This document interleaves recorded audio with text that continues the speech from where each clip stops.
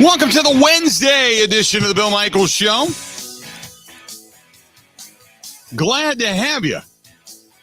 Hopefully, your Wednesday is starting off fantastic. The Orlando Magic stink, and they are going to get the number one pick in this year's NBA draft. Last night, the Heat. They ended up upending the Celtics, and the Celtics whining in the third quarter, basically down the stretch about their fouls and such without Marcus Smart, unable to overcome the deficit. The Heat get a 118-107 win last night. Meanwhile, here in our own backyard, the Milwaukee Brewers, not a great day at the ballpark. They were blanked by the Braves 3-0, only able to put up 5 hits, had an error. The Braves three runs, 6 hits. Hauser goes to 3-4 with an ERA of 3.22. I believe that's what it is, if I'm not mistaken. But that being said, Hauser had a fantastic outing: 6 innings, no runs, 6 hits, 5 hits, 4 hits, 6 strikeouts, and had an unbelievable day. And I take that back. He did give up a run, 1 run. He threw 101 pitches. And 60 of them for strikes, and ultimately it went for naught. Yesterday, Hunter Renfroe, 2 for 4 in that contest, but the Brewers just couldn't muster anything. They had a couple of opportunities in the ballgame. They just couldn't get runs across, especially early on. They had them at second and third, weren't able to get the job done. And today we get Willy Adames going to the IL, the 10-day IL with that high ankle sprain. Kind of felt that was coming, and we knew Keston Hiura would be called up, and sure enough, he is. So that's kind of the movement today. How's your day going on out there in Madison, Ben? It's rainy.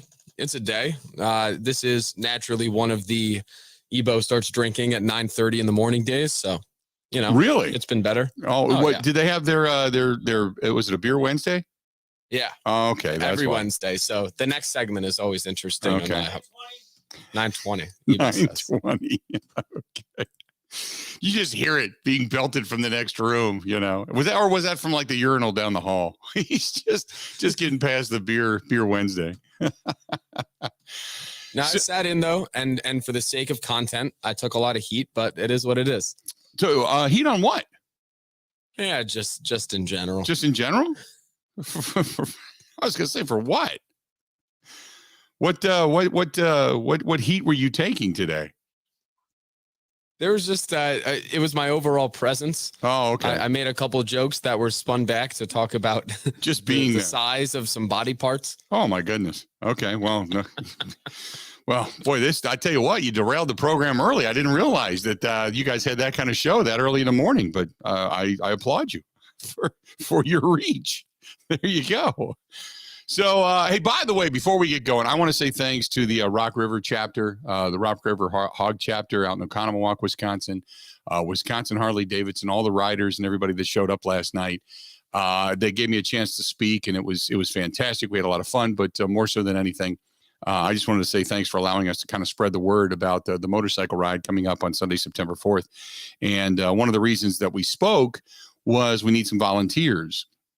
Not a lot. We're not looking for 50 or 60. We're just looking for maybe 5 to 10. But thanks to those of you that came last night, and there was a good crowd there that came out. About 120 people, something like that. So a lot of good rides coming up. But for allowing us to go in and speak a little bit last night about Fisher House and about the ride itself. So thanks so much for allowing us to do that. And we certainly appreciate it. So anyway, got a lot going on. There's just a lot of weird stuff. Just kind of a poker. By the way, we're going to talk about the Green Bay Packers today too, which I found rather interesting. That the Packers, and I saw this, Ben, you posted this. I had to go back and watch this on NFL Total Access. The Packers being the thought that David Carr believes that the Packers are going to be sub 500 this year, which I don't see how. I don't see it. But there is this premise that the Packers, they just have fallen apart, that Aaron Rodgers is going to fall off the table, that without Davante Adams, this team can't win. Forgetting the fact that this team was able to win games, numerous games, Without Devontae, as a matter of fact, without Devontae Adams, they have not lost a game as of yet. So they've gotten better defensively. They've gotten deeper offensively on their offensive line. I mean, the only area that they have an obvious or at least an unknown weakness in right now would be the wide receiving core. We believe through depth and through a new special teams coordinator that things should get better, right? So why in the world would anybody think that this team would go from winning 13 games consistently over the last 3 years to being sub 500? Here's the discussion on NFL Total Access.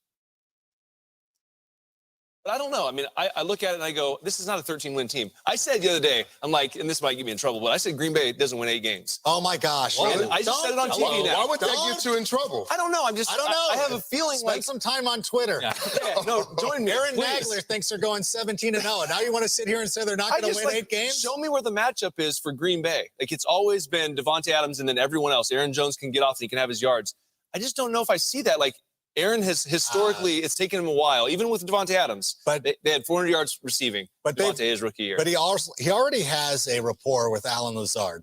He does. And that's the one thing. And Aaron Jones, with that. Aaron Jones will be big out of the backfield. And they don't ask him to throw as much as you think that they do. Like, if you look at it, they run the ball a ton. A.J. Dillon had close to, or at least 800 rushing yards last year. They do. They do run the ball a lot. But why am I having to defend the Packers? What are you doing to the Packers? What are you doing to me? I put this in here to make you feel better.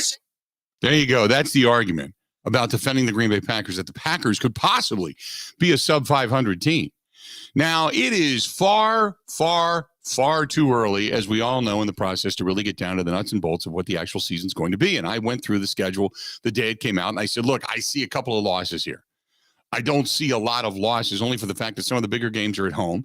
And under Matt LaFleur, the team has held court very well at Lambeau Field. So I'm not going to just suddenly start giving games away because tough opponents are coming into Lambeau Field.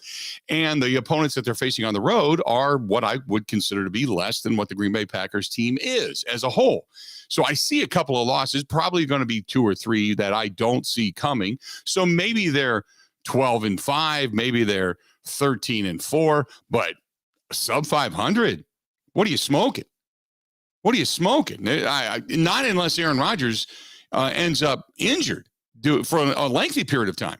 Do they see them going sub 500? Anyway, the other argument, and I think it's a legitimate argument, and I've got a retort to that, but the argument is that it takes Aaron Rodgers a while to get on the same page with his wide receivers. It took him a while to get on the same page with Jordy, the same page with Devontae. You go down the list, James Jones, Greg Jennings. These guys were parts of the system, but it took him a while to begin to gain that trust level. Forever to get on the same page with your Michael Finley. It wasn't until they started going to hotel rooms on nights before games that your Michael Finley and Aaron Rodgers suddenly got on the same page. So I understand that argument. The problem with that is that in those particular circumstances, there were other guys to throw to.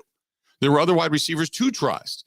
Aaron Rodgers, other than Randall Cobb and Alan Lazard, he doesn't have the trust. And those two guys cannot carry the offense by themselves, which means Aaron Rodgers has no choice but to begin to throw the football to some of the guys that are actually open. And he's got to put it on the money. He's probably got to be his best quarterback. You can talk about the last couple of years and being an MVP and what he's done and the way he's done it and gone about his business with the run game and such, but you're not going to take the ball out of your MVP's hands. You're not going to suddenly become a run-heavy offense.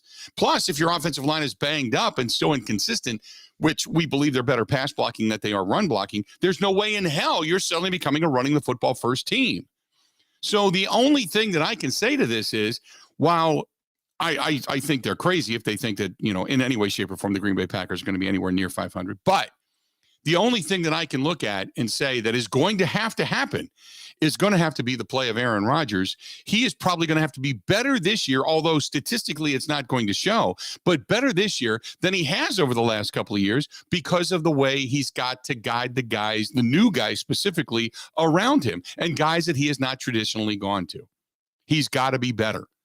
So I think this might be his best year ever because of the weaponry or lack thereof, we believe, coming into the season, if that makes sense. But to say that they're going to be sub 500, whew, no way. No way. Ain't happening. Can't fathom it. 877-867-1670. That's the phone number to get a hold of us on the program, 877-867-1670. Also, don't forget you can find us over on Twitter at Bill_Michaels, at Bill_Michaels. You can also track us down via Ben Kenny, too. Don't forget about Ben Z. Kenny on Twitter, at Ben Z. Kenny. You can find us on the Facebook fan page. Watch the program there on Facebook Live. Go to Facebook.com/The Bill Michaels Show. That's Facebook.com/The Bill Michaels Show. And then find us over on YouTube. Subscribe for free, and the subscriptions continue to go up. Thank you so much. By the way, if you want to watch the program tomorrow or any of the times we're out on the road, subscribe to YouTube, and it'll pop right up when we do go on the air. But tomorrow, don't forget, we're going to be live on the road. We're going to be at the grand reopening of Social House, Haus, Social House on Lisbon Road in Menominee Falls. We're going to be there tomorrow for the program. And it begins their grand reopening and an entire weekend, a tap takeover from our friends at Budweiser, an entire weekend where the proceeds, a portion of the proceeds are going to go to Fisher House, Wisconsin, benefiting veterans, military members, and their families. So please come out and support not only the grand reopening of Dandela and a great spot over at Social House, but come out and enjoy the program. Come out and you get signed up on site for the motorcycle ride as well. We're going to be signing you up on site tomorrow if you want to get in on that. And also, don't forget the proceeds support Fisher House, Wisconsin. So you're doing a great thing for veterans and such. So come on out and hang out with us. There you go. And you can find us also on Twitch TV. You can find us over at the old-fashioned way if you want to chime in via email, thebillmichaels@gmail.com. That's thebillmichaels@gmail.com. And Arthur, yes, a Timber Rattlers pull over today. Going with the Timber Rattlers today. Just am.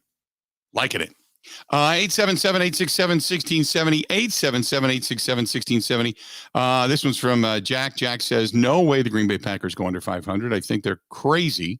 He says 11 to 12 wins most likely. Probably a couple of losses along the way we didn't see coming. Let's hope that none of them are at Lambeau Field as a season ticket holder.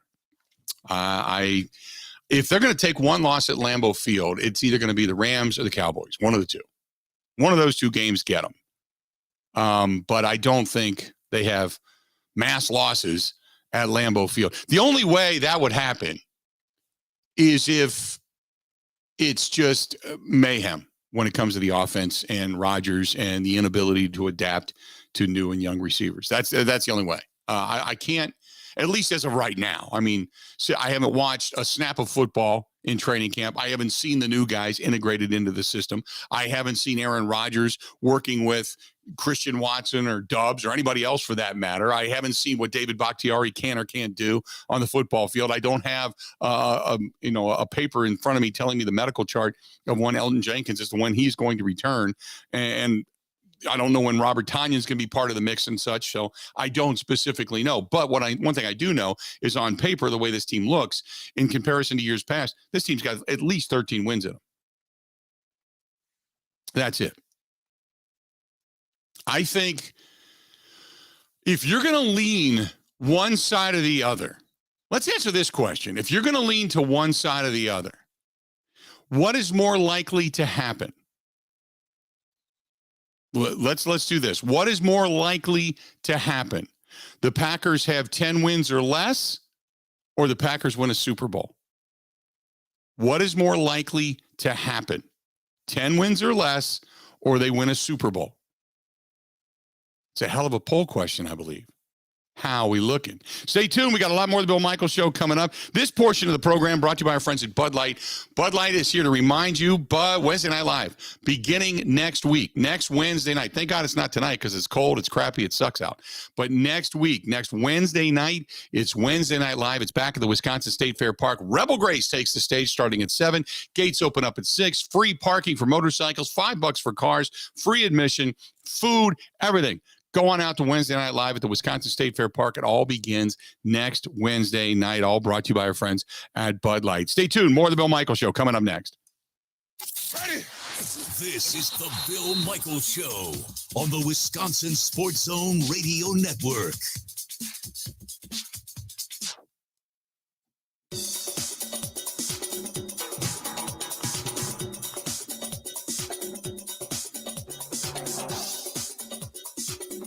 Bill Michaels will resume in 3 minutes.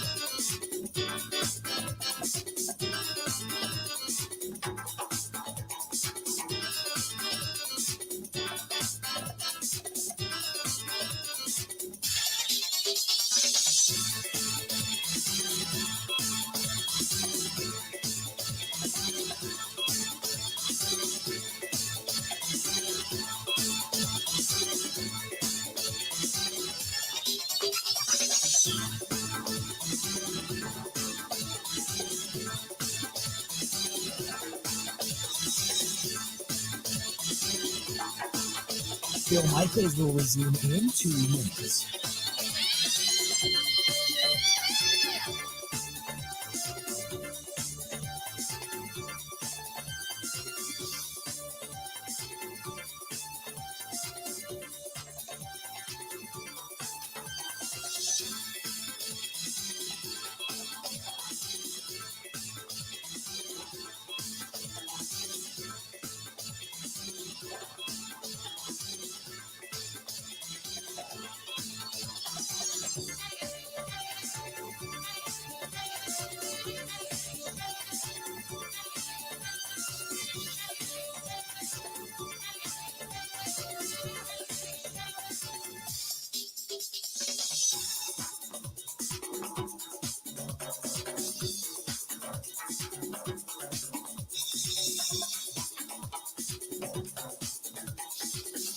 Bill Michaels will resume in 1 minute.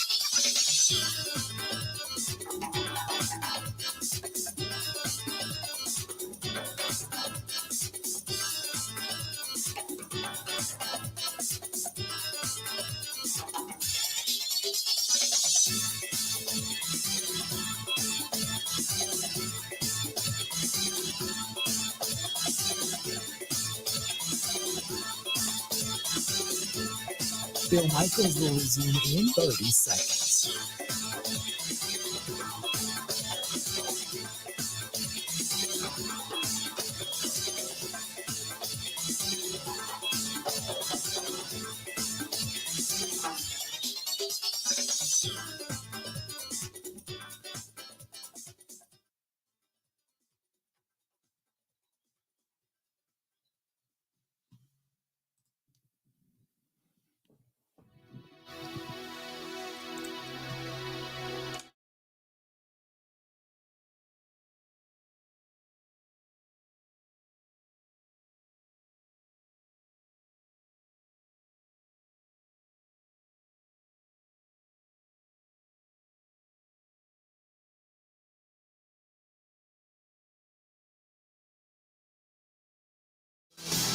Welcome back. Welcome back to the program. If you're out and about right now, maybe you're sliding a little bit, you're thinking to yourself, I got some summer traveling going on. I got to head some places. I'm going to the Dells. I'm going to the Colorado Rockies. I'm going to Sturgis. I'm going to Florida, whatever it happens to be. And you're driving there and the tires aren't great. Maybe stop out and see my buddy Lyle right there in Johnson Creek, right off of 94. The best prices, the best service. You can trust him. It's J&L Tire Service. And whether you're a soccer mom, you're a salesman on the road, or maybe you're an over-the-road truck driver, whatever it happens to be, they can help you in every aspect. From the minivans all the way up to the semi-tractor trailers, they got you covered. That's our friends at J&L Tire Service. JNLTireservice.com. That's JNLTire.com. JNLTire.com. And tell Lyle and the gang we said hello. And don't forget, if you're going to support somebody that does some good work in their community too. Huge into community involvement. Huge. Just paid some money for the local high school and for their baseball fields out there. So they just always donate something. And they're good people. Go to JNLTire.com. That's JNLTire.com. 10 wins or less or a Super Bowl. Take your pick. 10 wins or less or the Super Bowl. What is more likely to happen for the Green Bay Packers this season? I get a feeling. Now, I have not seen a snap. I have not been to a practice field. I have not gotten a medical report, whether it's on Tanyan or Elton Jenkins or David Bakhtiari or anybody. None of it. I get a sense. You tell me if you do too. I get a sense this team might be scary good. Am I setting my expectations too high? Am I getting too far out over my skis? What is more likely to happen? Ben, what's your thought? What is more likely to happen? 10 wins or less or a Super Bowl? I agree with you, the thought that this team could be scary good.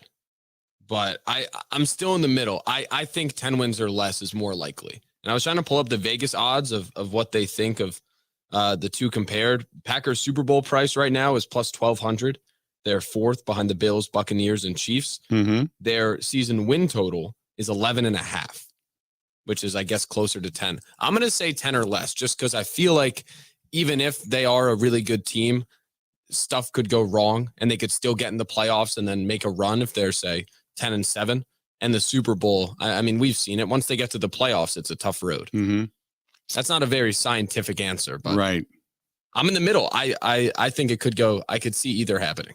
Now I'm doing this and saying this with the thought that it is very difficult to get rookies to be that good that fast. This means we are relying upon Quay Walker and company, defensively speaking. We are relying upon the fact that Devontae Wyatt is the real deal. We are relying upon Christian Watson to also be the real deal, or Romeo Doubs, one of the two, to actually step up and be solid. We are relying upon the fact that Sammy Watkins is going to come into the system and say to the world, I finally have this quarterback that can put the ball on a dime and get it to me consistently. And I am going to shine in this offense because not only are they going to scheme me open, but the quarterback's going to deliver. I've got good hands. We're going to move the sticks. And then we're going to let Christian Watson run wild and get downfield with Doubs. Or because Randall Cobb is going to have an entirely healthy season, not come up with a hamstring or an ankle, something like he always does. And he is going to be your possession receiver on the comeback plays that begin to break down because he has a trust with Aaron Rodgers, or Allen Lazard is going to pick up 0.2 more of speed and suddenly give you a little more open window to throw to. Whatever it happens to be, that just things are going to be that good. But you're relying upon, really, in essence, 4 rookies to come in and get the job done. You're relying upon Amari Rodgers to take that next step. Eric Stokes to be the real deal they're betting on.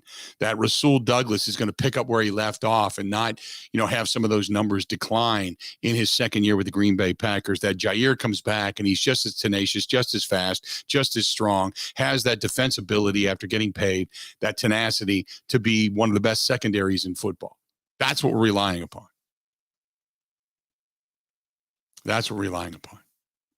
877-867-1670, 877-867-1670. What is more likely to happen? This team wins the Super Bowl, or let's just say gets to a Super Bowl, but goes to the Super Bowl, or 10 wins or less. Pick one. This one's from AutoCAD, who says 10 wins or less because I've lost all my faith in Aaron Rodgers in the playoffs. Eric says, Bill, let's get serious here. We both know Super Bowl victory. I like the optimism. Pac fan says Sammy Watkins might not even make this team. This is from McQuaid. He says, do you think the Packers can flourish on the road in the playoffs? Hence 2010. Lambeau hasn't necessarily been great. Hasn't been nice lately in the postseason, which I agree. It's hard to say. And I go back to the logic if you have to pick one. Now, what if I said, if I threw to the mix, let's say we throw into the mix, so this team will win 13 or more games and lose in the playoffs. Would that then be the most popular of answers? I think that probably would be. I really do. I think that would be probably the more likely of answer for many. For many. Right now, 59% of you, that's it. Almost 100 votes in, 59% say they win the Super Bowl. 41% say they win 10 games or less. And it's because you don't have a choice for the middle. Because you don't have a choice for the middle. That's why. Because you don't have that win 13 games or more and lose in the playoffs. Andrew says it all comes down to Rodgers' health, which is a good point. But I'm going to take it a step further. And this is what I believe. Okay? This is what I believe. I believe this season is the total epitome of Aaron Rodgers, of what Rodgers can do. All the arguments about he throws guys open, he makes you better, all that has to come true. I believe the defense is deeper. I believe the defense is better. That I do believe. How much better? I don't know. But I do know if they pick up where they left off from last season, and Baller, even though he says, well, they lost Zadarius Smith, but Zadarius didn't play last year, and they were still a top 10 defense. I believe they've gotten better. So I'm the Zadarius Smith, even though I love Zadarius, I think he's a great guy and he can be a tenacious player. He didn't play last year, and they were still a top 10 defense. So I'm not. That's not my level of concern, and I believe they've gotten better in the trenches. So what I'm thinking is this: I believe that defensively they're better than what they were last year. And if with say Tanyan back, with a full complement of players, now say Aaron Jones and A.J. Dillon go down, well, then that starts to strap you because it starts to limit the ability of what you can do offensively, at least in play calling for motion and movement. Okay? If both those guys go down for any length of time. But I believe this season, probably more than most, I believe this season really does come down to Aaron Rodgers. I think, in my opinion, I think Aaron Rodgers has coming into this year the most pressure on him of any quarterback in the National Football League. I think he has the most. Because we don't talk a lot about Josh Allen in Buffalo and what happened to them in the postseason last year against Kansas City. Patrick Mahomes, yeah, you know what? They're going to have some pressure on them because they let Tyreek Hill go, but he's still young enough to say he can do it. Tom Brady coming back. Tom's coming back. He won a ring. Tom lost a few weapons, but, Tom's coming back. He was retired. Now he's coming back. He doesn't have anything to prove. He doesn't have pressure. Deshaun Watson, nah. He's just hoping he can still play and he stays out of the police blotter. Dak Prescott, maybe. Dak Prescott and Mike McCarthy, maybe. I think if you want to talk about maybe the top 5, pressure-packed situations this year going into the NFL, you'd probably say Dallas would be number 2. Probably look at Dallas. Bubba, what about Joe Burrow? No, Joe Burrow technically he's in his second year. His first year was marred because of a knee injury. And because of what they did last year, God, he's king of that city for at least the next 5 years. No matter what happens down there, he doesn't have pressure. They want to get back, don't get me wrong, but he doesn't have pressure. No. Not at all. I can't think of any other team. Maybe Lamar Jackson to prove himself, to get himself over and above in that division, to come back after a semi-down year, come back from injury. Maybe. Russell Wilson, maybe you could probably say Russell Wilson would be number 3 because I think it would go Aaron Rodgers, Dak Prescott, Russell Wilson at number 3. Because changing teams, kind of wanting I'm not going to say forcing his way, but wanting out of Seattle, wanting to go to that Denver team where they believe they were only a quarterback away. So now it's kind of put up or shut up time. So maybe number 3 there. But that's it. What other quarterback has more pressure than those 3? I don't think any.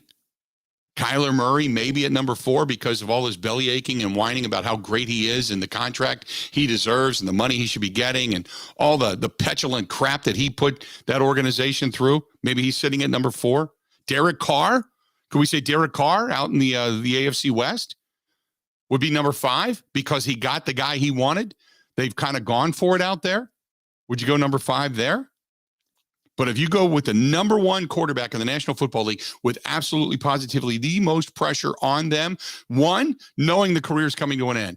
2, the organization has a giant set of lips and they are firmly attached to his ass. And they've gone all in for the most part. You better believe Aaron Rodgers coming into this season has absolutely positively the most pressure on him to win a Super Bowl this year. Stay tuned. We got a lot more of the Bill Michaels Show coming up this portion of the program. Brought to you by our friends over there at Burn Pit Barbecue. BurnPitBBQ.com. It is BurnPitBBQ.com. Not only are they great guys, but they are going to be featured on QVC and the Home Shopping Network as one of the best businesses, veteran-owned businesses, coming up. And so make sure you look for them. Make sure you look for them. It's over Memorial Day weekend. They're going to be highlighted on the air on May 26th from 1 and 7 o'clock Eastern time on the QVC, and 2:55 and 6:55 or 7:55 Central Time on the Home Shopping Network. But check out burnpitbbq.com. They're right here in Wisconsin, Racine, Wisconsin. They are veteran-owned, only been in business about 2 years, but they have skyrocketed. They've done great things. Again, go to burnpitbbq.com. That is burnpitbbq.com, and huge supporters of the Fisher House and the motorcycle ride as well. Go to burnpitbbq.com. We'll come back. A lot more of this, because I find it fascinating, the discussion. And I'll give you an update on the poll question when we come back as well. Stay tuned. More of the Bill Michaels Show next. This is the Bill Michaels Show on the Wisconsin Sports Zone Radio Network. We're back in Judge Gina's court where debate's heating up. Order. Sorry, Gina. That's Judge Gina, and this case is dismissed. Dismissed? Come on, guys. Wisconsin's home team. Everyone knows it's Pella Windows and Doors of Wisconsin. You got us there, Judge Gina. Can't argue with that. Others sell only 1 or 2 lines of windows, and both are vinyl. Pella lets you choose from an unbeaten 6 window lines, 2 lines of budget-friendly vinyl windows, 3 lines of luxurious wood, traditional to contemporary, and Impervia, Pella's exclusive never rot fiberglass, engineered to be the strongest window material anywhere, period. Then there's financing to fit any budget. And now, up to $2,500 off an installed patio door, up to $3,000 off an installed entry door. What's left to argue? Hella now? Pay later. Hella now. Pay Court's adjourned. With the price of materials rising across the country, don't let your huge savings slip away. Set your free consultation now at PellaWI.com. Certain restrictions apply. See showroom for details.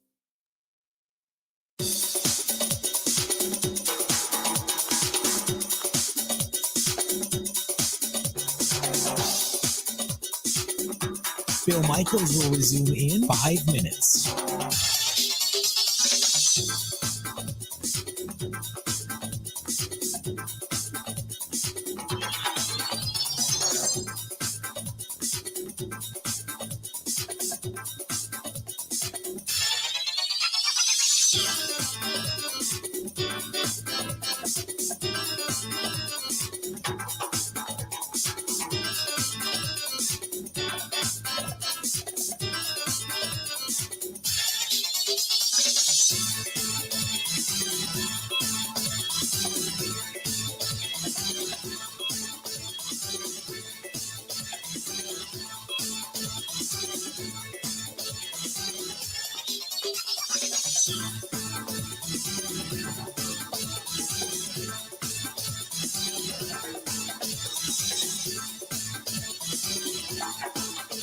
Bill Michaels will resume in 4 minutes.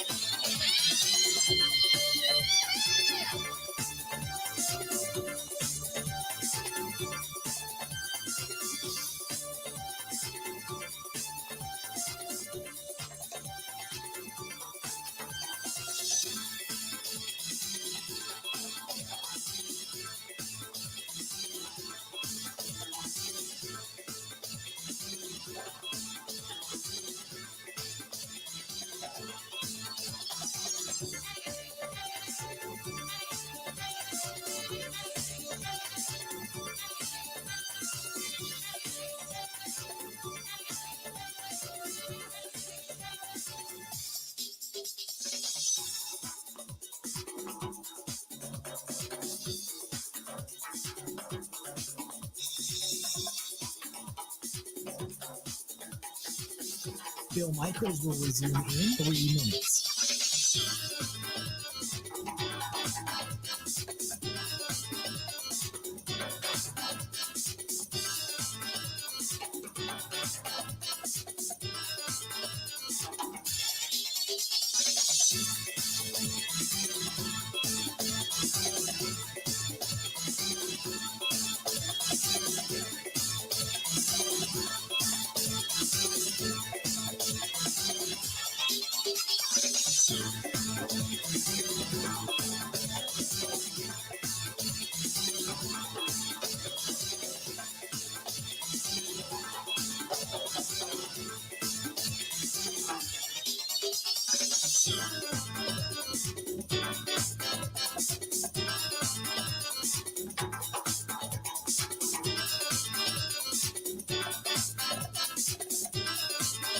Bill Michaels will resume in 2 minutes.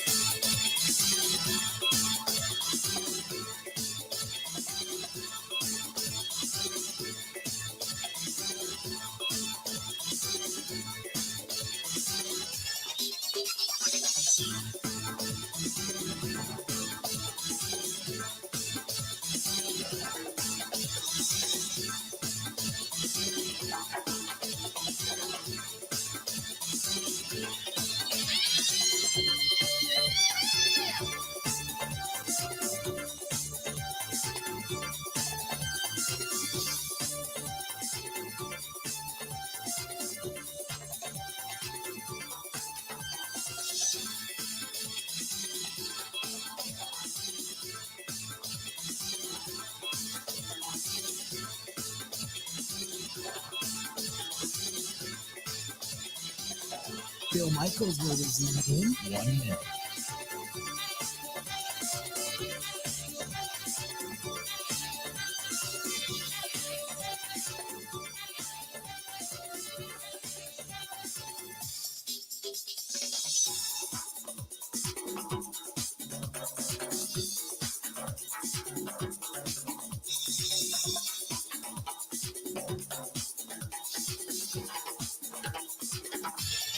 Bill Michaels will resume in 30 seconds.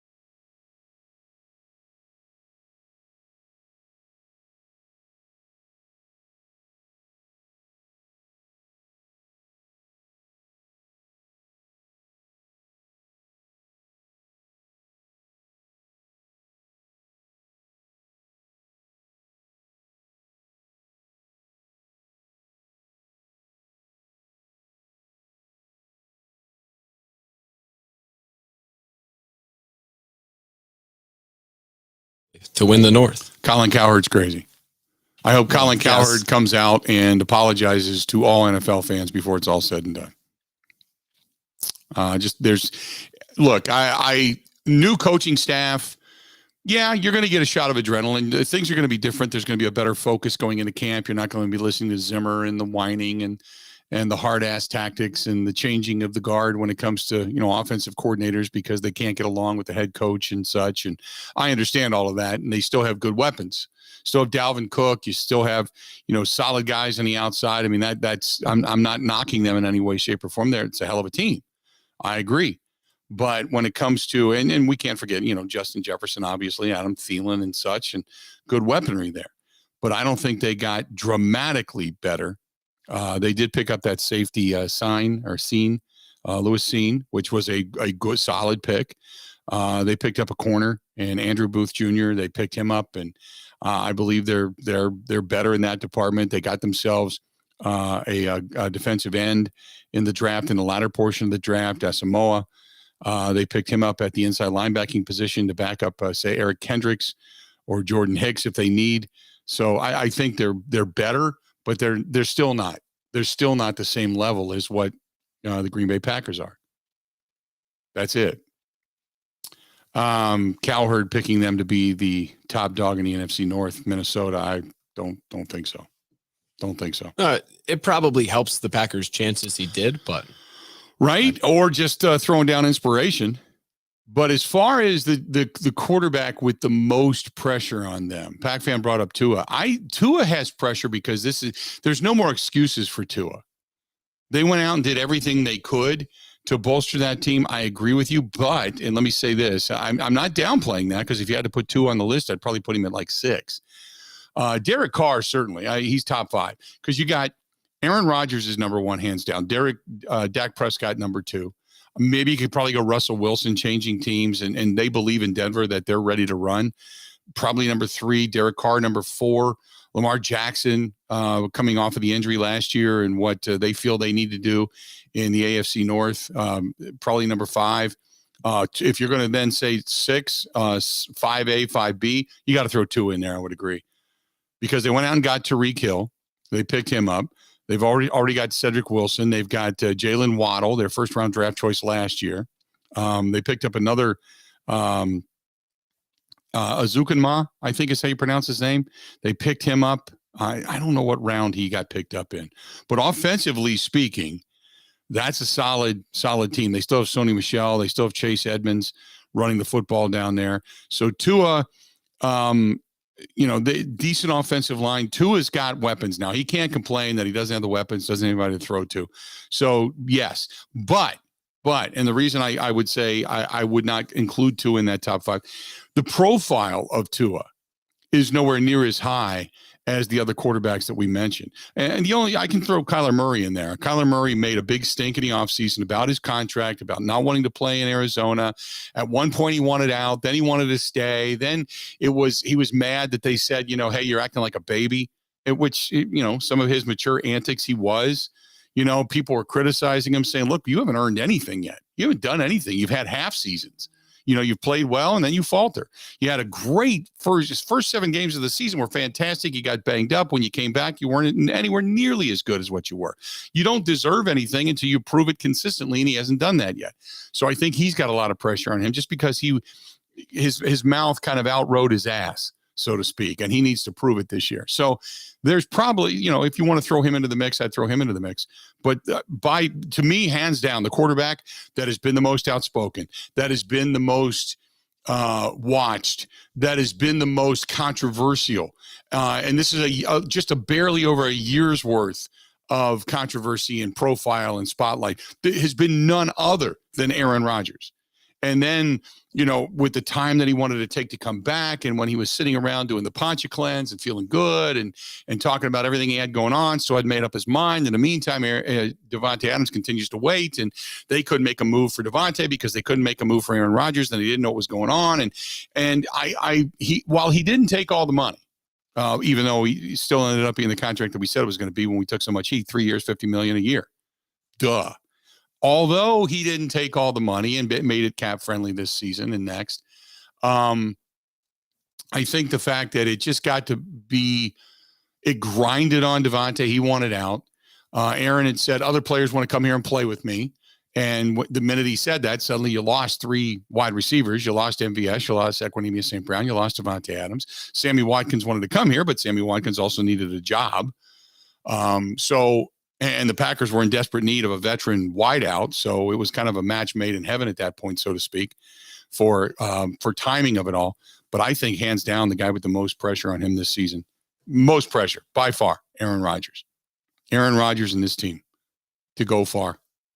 So when we go back to our poll question, we asked the legitimate poll of what is more likely to happen this season. The Packers, they win 10 games, or what is more likely to happen? They win 10 games or less, or they win the Super Bowl. And I thought it would be more people leaning towards this team being scary good and winning a Super Bowl than what it is. After almost 177 votes, 53% of you over on Twitter, if you follow me at Bill_Michaels, 53% of you say they win the Super Bowl, but 47% say they win 10 games or less. Out of the two, what is more likely to happen? Most of you have the pessimistic side of they're not going to win a Super Bowl. A lot of you feel they're not going to win a Super Bowl, although 53% of you feel they do, which is still better than half. But still, I thought it would be a much wider margin. 877-867-1670, 877-867-1670. You want to find us?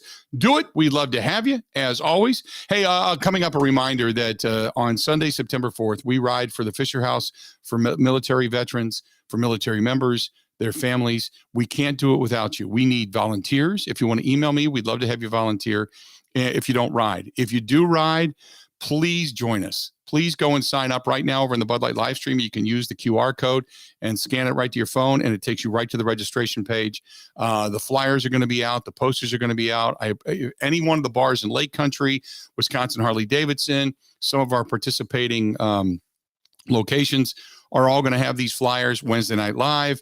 Can you please just scan the QR code, get signed up, and join us? And remember, only for those who pre-register, there is 4 ticket prize packages: Bucks and Admirals, Brewers, Badgers, and then race tickets, both IndyCar and NASCAR at Road America. We can't do this without you, so please, we're trying to make it as lucrative for you and an incentive-based for you to sign up and join us, other than just the charitable aspect of it. So please come out and join us Sunday, September 4th. And if you follow us on the Bud Light live stream, you can scan the QR code right now and get signed up and get registered. We appreciate it. Stay tuned. More of the Bill Michaels Show coming up next. Covering Wisconsin sports show on the Wisconsin Sports Zone Radio Network.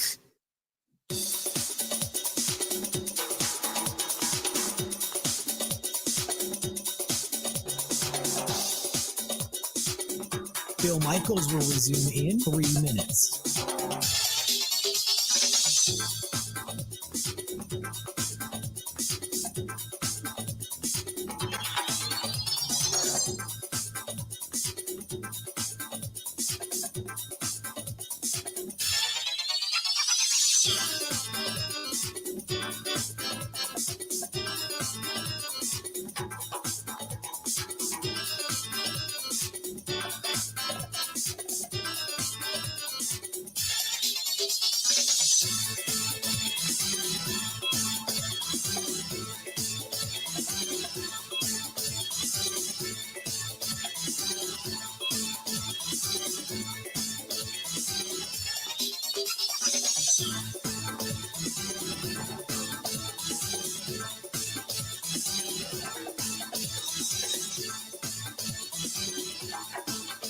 Bill Michaels will resume in 2 minutes.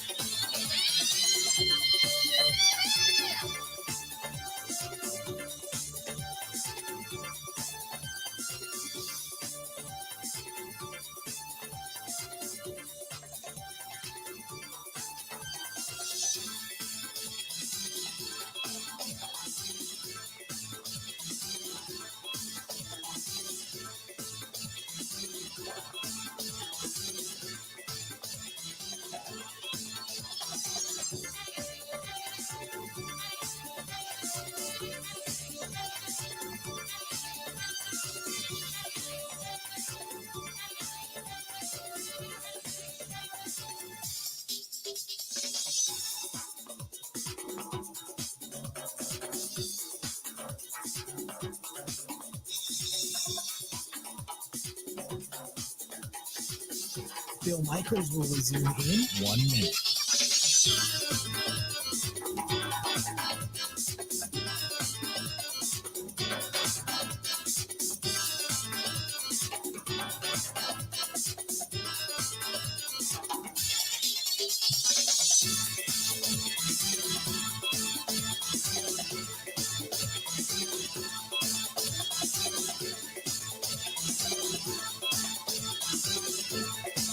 Michaels will resume in 30 seconds.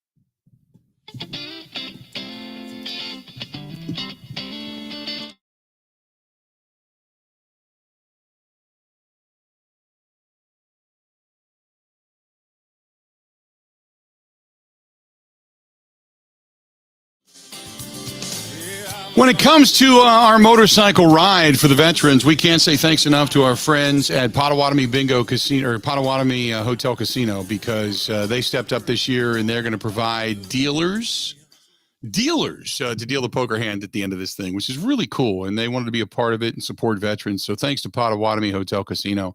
And they just broke ground, by the way, on a great new venture down there. Some of the stuff with the guys from KISS. They're getting ready to expand the hotel. They're getting ready to do some other things down there, some huge stuff. So thanks to our friends at Potawatomi Hotel Casino. Also to our friends at the Rock Sports Complex in Franklin, Wisconsin, home of the Milkmen down there. They've got Little League fields, softball fields, the Umbrella Bar. They have also got to the ski hill in the wintertime. They're putting in a new Top Golf down there as well. But thanks to Mike Zimmerman and everybody with the Rock Complex, because they have been fantastic to us, and they are our first stop on the ride and huge supporters of ours. Also to one of the most well-known music venues in the state of Wisconsin. Thanks to our friends at Alpine Valley, both the music venue and the resort. And they have stepped up and said, we'd love to be a part of this. So they're going to be with us this year. Also our friends at Knucklehead out in Palmyra, Eagle area. Thanks to them for being a part of it as well. And one of our newer supporters, also Great Lakes Dragaway. We went took the motorcycle there a few years ago. And I didn't know how that stop would be received, but people loved it. They had bikes drag racing that day, cars drag racing that day. It was fun. It was really, really cool. So thanks to our friends at Great Lakes Dragaway for coming on board and being a part of it as well. We can't say thanks enough to them also. I've got, this is interesting. S. Alder hits us up, which is Husker Packer 308 on Twitter. Says, I feel like 11 wins, playoffs, no Super Bowl. So 10 or less more likely. Probably should have traded Rodgers after the back-to-back MVPs and started over. Value will probably go down with a year older and less talented wide receiver. We need to find out if Love has anything. Go Pack, go. Maybe the win total I might be able to get into just because that's the path of least resistance. But I am a staunch supporter of keeping Aaron Rodgers and riding that horse until you can't ride that horse anymore. What you know is in your stable is a future Hall of Famer, a first ballot Hall of Famer, hands down. That's what you know is in your stable, as opposed to tearing it down with the uncertainty. When you tear it down, let me explain. Here's something you have to think about. When you tear it down, you have to be lucky in two areas, okay? That the next guy you get, the next quarterback, is the real deal. Because everything has to mature the same. When Ted Thompson took over that team from Mike Sherman and brought in Mike McCarthy and then drafted Aaron Rodgers, he had 3 years. His 3-year plan was, let's get our quarterback, regardless of Brett Favre. We either have Favre or another guy. He fell to our laps. Let's take him. And then we're going to draft. And we're going to watch these guys grow up together, because usually it takes you a couple of years.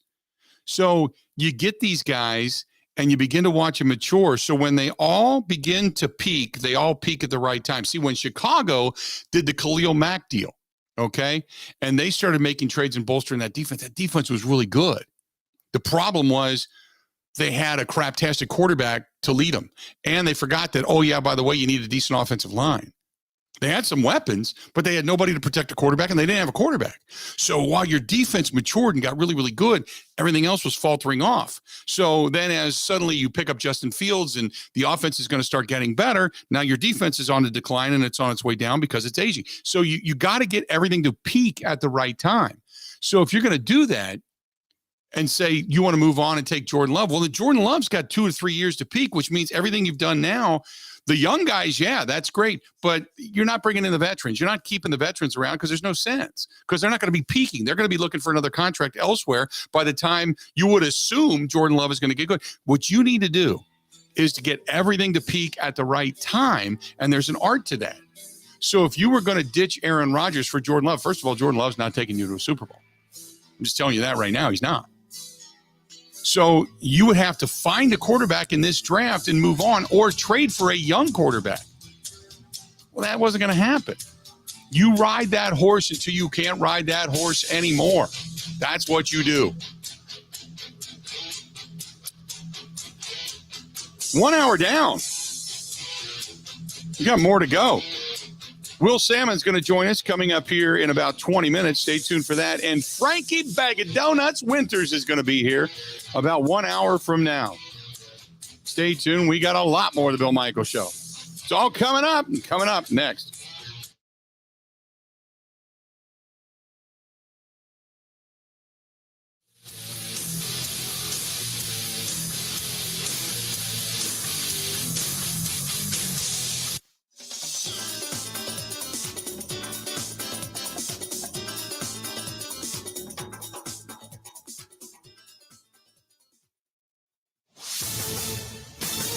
This is a Wisconsin Sports Zone update. All the bats of the Milwaukee Brewers stayed silent for a second straight night. This time it resulted in a 3-0 loss to the Atlanta Braves at American Family Field. The Brewers went 0 for 5 with runners in scoring position, left 10 men on base, and have now gone 18 innings without a batter collecting an RBI. Here's more from Craig Counsell on his lineup. We had some opportunities tonight and didn't get a hit. Plenty of guys on base, didn't get the next hit. So I like our lineups versus lefties. We're obviously missing a couple guys, but the guys we can normally run out there against left-handed pitching, and I think it's a good lineup. The Brewers will close out their series with the Atlanta Braves for the rubber match today. First pitch is at 12:10. Also, Milwaukee saw another player suspended for violating the Joint Drug Prevention and Treatment Program put in place by MLB and the MLB's PA. The league announced that pitcher J.C. Mejia has been suspended for 80 games, making him ineligible to play until August. Your work-life balance is important to you, and Sutton Transport agrees. Sutton Transport offers a 5-day work week, same start times daily, and you'll be home nightly and on weekends. Sutton Transport is now hiring CDL drivers and forklift operators for all shifts. Enjoy some of the best benefits in the industry, consistent year-round work, twice-a-year wage increases, and enjoy your family time you deserve. That is work-life balance. The road to success is with Sutton Transport. Apply at suttontrans.com.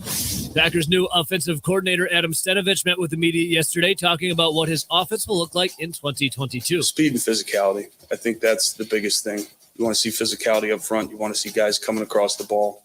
You want to see us attacking the defense across the entire field. And I think the best offenses in the league, they play fast, they stretch the field, they run the ball. So those are the big things right there that I hope we can hang our hat on. The Packers OTAs will begin next week. For the Wisconsin Sports Zone Network, I'm Ebo.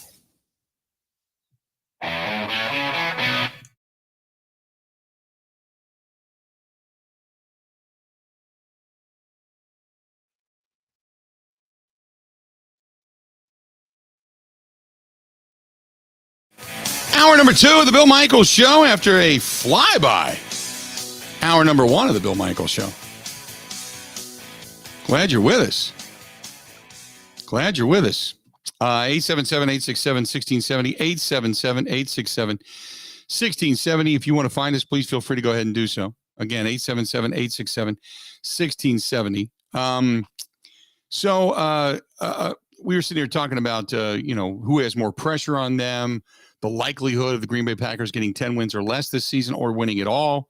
I still think after, many of you kind of agree that Aaron Rodgers has the most pressure, how the defense of the Green Bay Packers could possibly get them to a Super Bowl.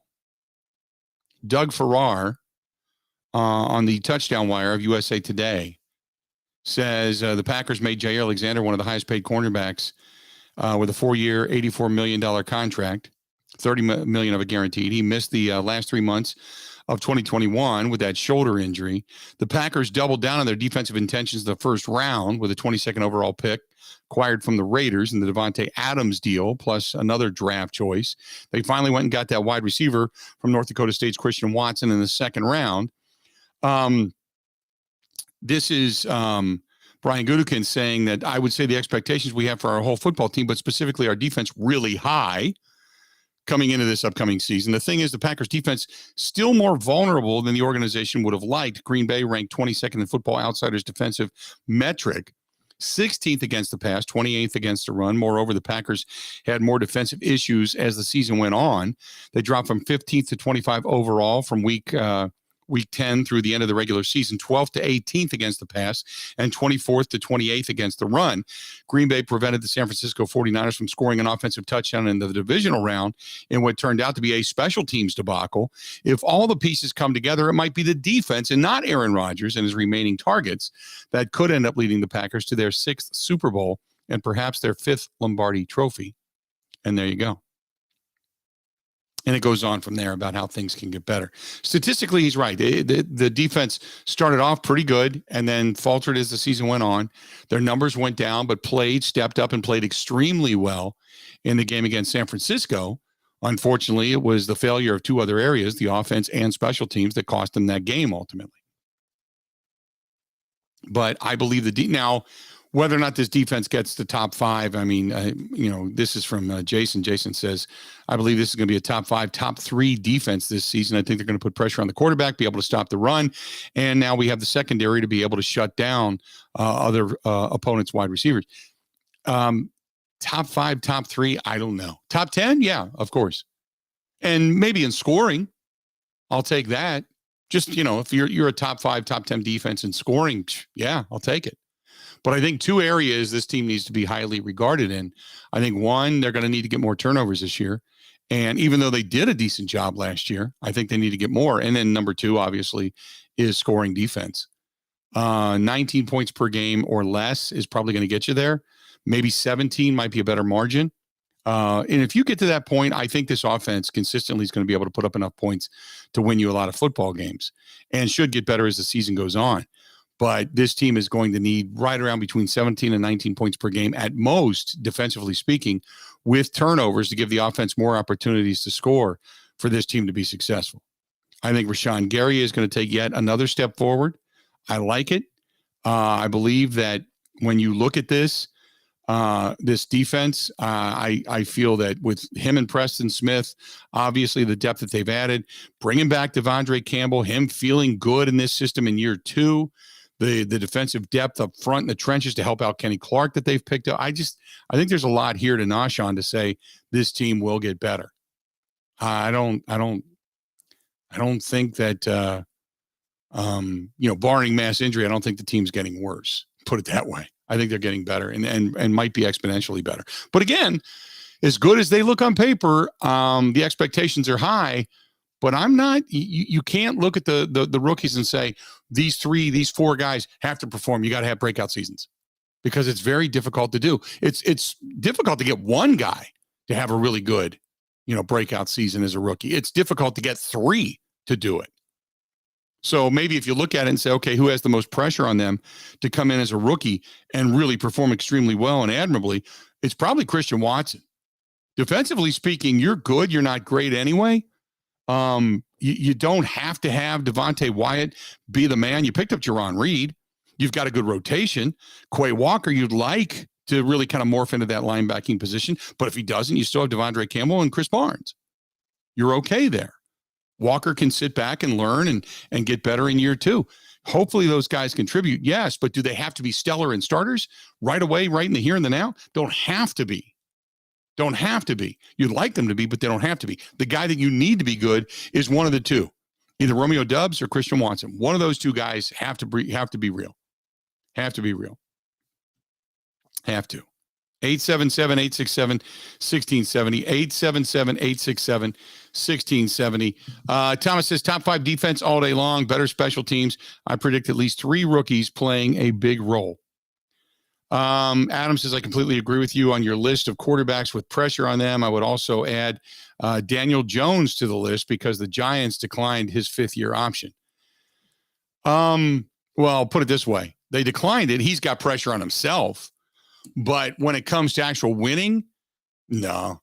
Daniel Jones, I mean, for his own self-motivation, for his own contractual obligations, yes, he's got to have a good season. They bet on him. But you're right. They declined that 5th-year option. So his pressure is self-motivated. What I'm talking about is the outside world looking in saying, who has got to have a big year or it will be considered a failure broadly. And I think the number one guy is Aaron Rodgers. The number one guy is Aaron Rodgers. And I think Jalen Hurts is somewhere in the top 10, top 5. Well, they certainly did their due diligence to bolster that offense around him. That I would agree with. And to get Philadelphia markedly better. But top 10, yes. Top 5, I doubt it. But top 10, yes. Because defensively speaking, when they went out and got Jordan, because they got Jordan Davis in the first round to back up Fletcher Cox, right? To play. Yes. But yeah, that's kind of that area that he would be in. Then they picked up Nakobe Dean. They got Cam Jurgens at center. And he's, going to put pressure on Jason Kelsey, I think, is your center there? Yeah. He's more the heir apparent. Right. Because this will probably be Kelsey's last year.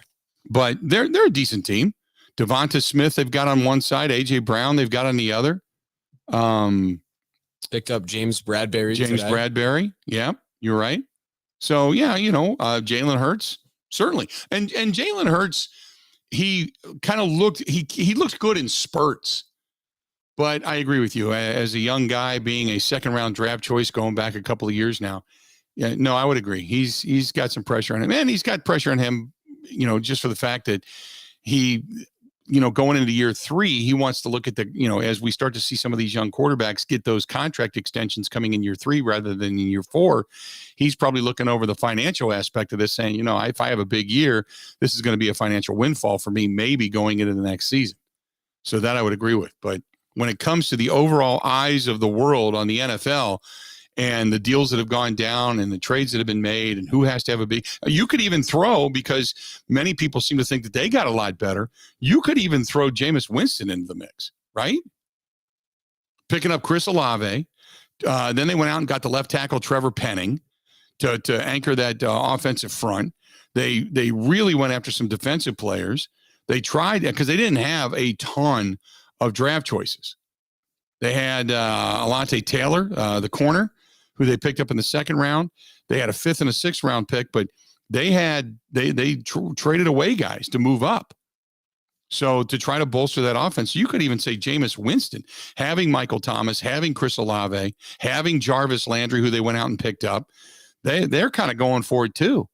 So some people seem to think that it could be New Orleans could be the team to beat in the AFC South or in the NFC South, rather than Tom Brady and company. So you could even say Jameis Winston to a certain extent. 877-867-1670. This one's from Thomas, who says, according to Vegas, I believe the Packers are still predicted to be a top team to compete for the playoffs. Yeah, I believe so. I believe that. But going back to the argument from NFL, Good Morning, the NFL, the talk was whether or not the Packers would even get to 500. So the poll question of the day is, what is more likely to happen? The Packers win 10 games or less, or they actually win a Super Bowl? What's more likely? I'm not going to give you the middle. I'm not going to give you 13 wins and a failure in the playoffs. Not going to give you that. What is more likely, the Super Bowl win or to only win 10 games or less on the season? Cindy says, Rodgers just won 2 MVPs. Do you mean Super Bowl or bust? Yeah, to win this year, to win, perform, and probably just pressure in general to whatever level it is they get to. I believe that Aaron Rodgers by far has the most pressure on him. Kevin says, what about Joe Burrow to match what he did last year over on the Bud Light live stream? Yeah, but Joe Burrow's king in Cincinnati. Cincinnati is, when you start talking Super Bowl, Cincinnati isn't usually in that discussion. So they became a dark horse last year. Remember, that was a team that only won 10 games. They got hot at the right time. They bolstered their offensive line a little bit for Joe Burrow and picking up some free agents and such. So, yeah, to get back there, I think he's got some pressure. But Joe Burrow wasn't expected to do it in just year 2. And really only his first full year as a quarterback, because remember his first year, his rookie season, he went down with the ACL tear. He had the knee injury. So Burrow, I think because of the timeline, because of the money, because of the drama, I think hands down it's Aaron Rodgers, and everybody else is fighting for second place at best. But I think, don't forget Russell Wilson going to Denver.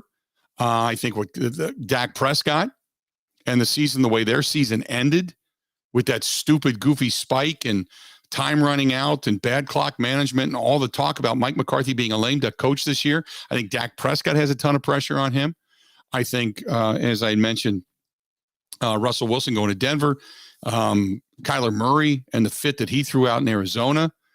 No, I don't think Tom Brady coming back. He's already got 7 rings. I don't think he has any pressure. I think he just wants to come back and look good, 877-867-1670, 877-867-1670. You want to hit us up, feel free to go ahead and do so. Give us a shout. This portion of the program, by the way, brought to you by our friends at Curly's Waterfront Pub and Grill. Jesse, thank you so much. He sent me a nice letter. He said, I'd never been to Curly's. I was out in the Pewaukee Lake area doing some business over on the other side of the lake. I had some friends of mine tell me where Curly's was. I stopped in for lunch, had a pizza, and my wife had a wrap, which was really, really good. The atmosphere is fantastic, kind of like going to a bar in a log cabin, which I told you that's kind of what it is. It's all wood on the inside.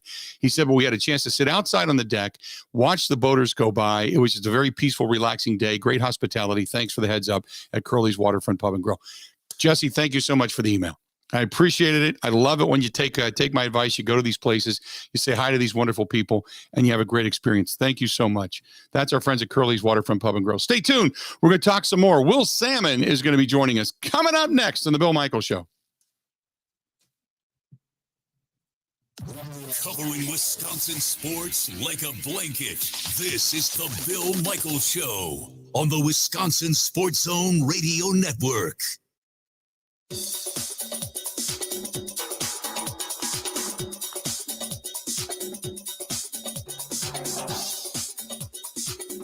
Bill Michaels will resume in 3 minutes.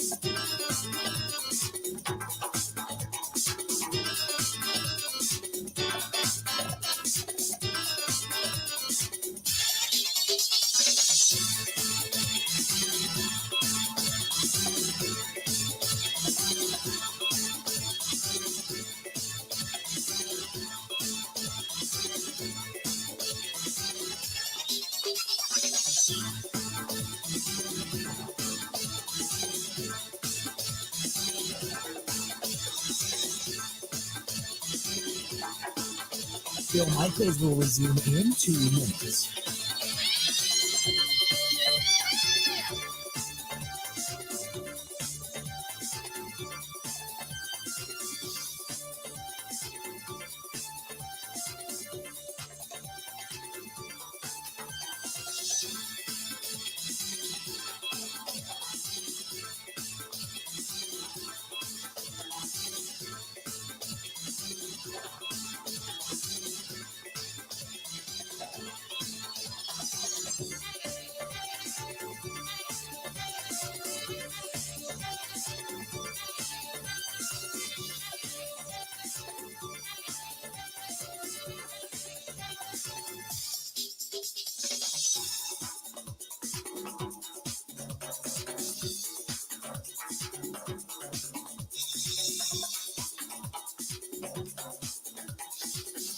Bill Michaels will resume in 1 minute.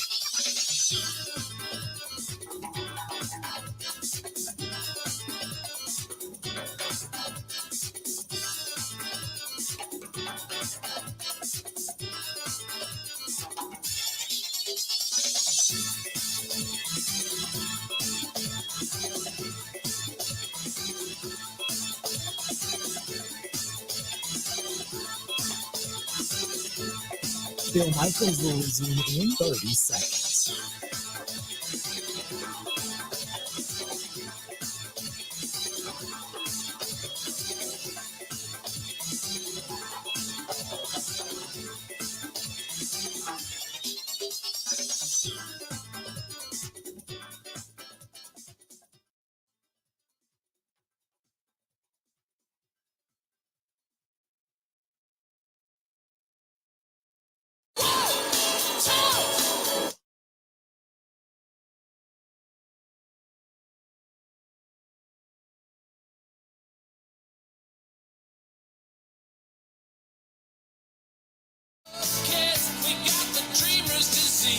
Glad to have you back. This portion of the program brought to you by our friends at Forgotten Fire Winery. And I'm actually heading up there at the end of the month. I'm going to go Memorial Day weekend.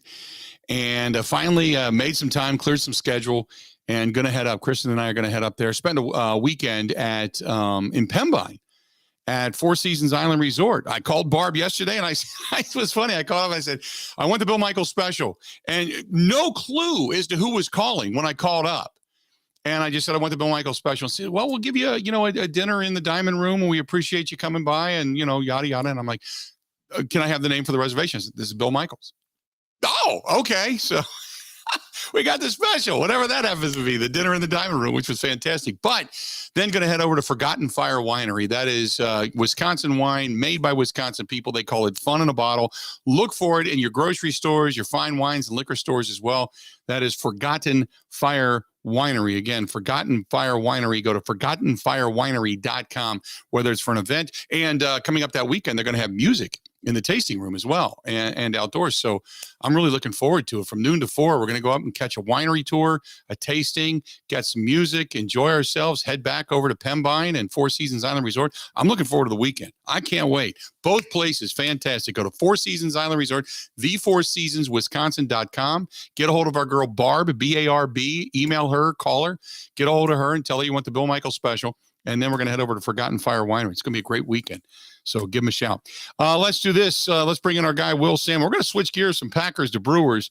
Get a hold of Will Salmon of The Athletic, covering the Brewers for The Athletic as well, joining us on the hotline. Will, how you doing, man? Hey, Bill, good to be on with you. So this team was on fire. They had 20 home runs in the last homestand. Then they go to Atlanta. They cool off. They get beat twice by Cincinnati. Yeah, they got a couple of wins against the Fish, but the offense isn't the same. So you tell me, will the real Milwaukee Brewers please stand up?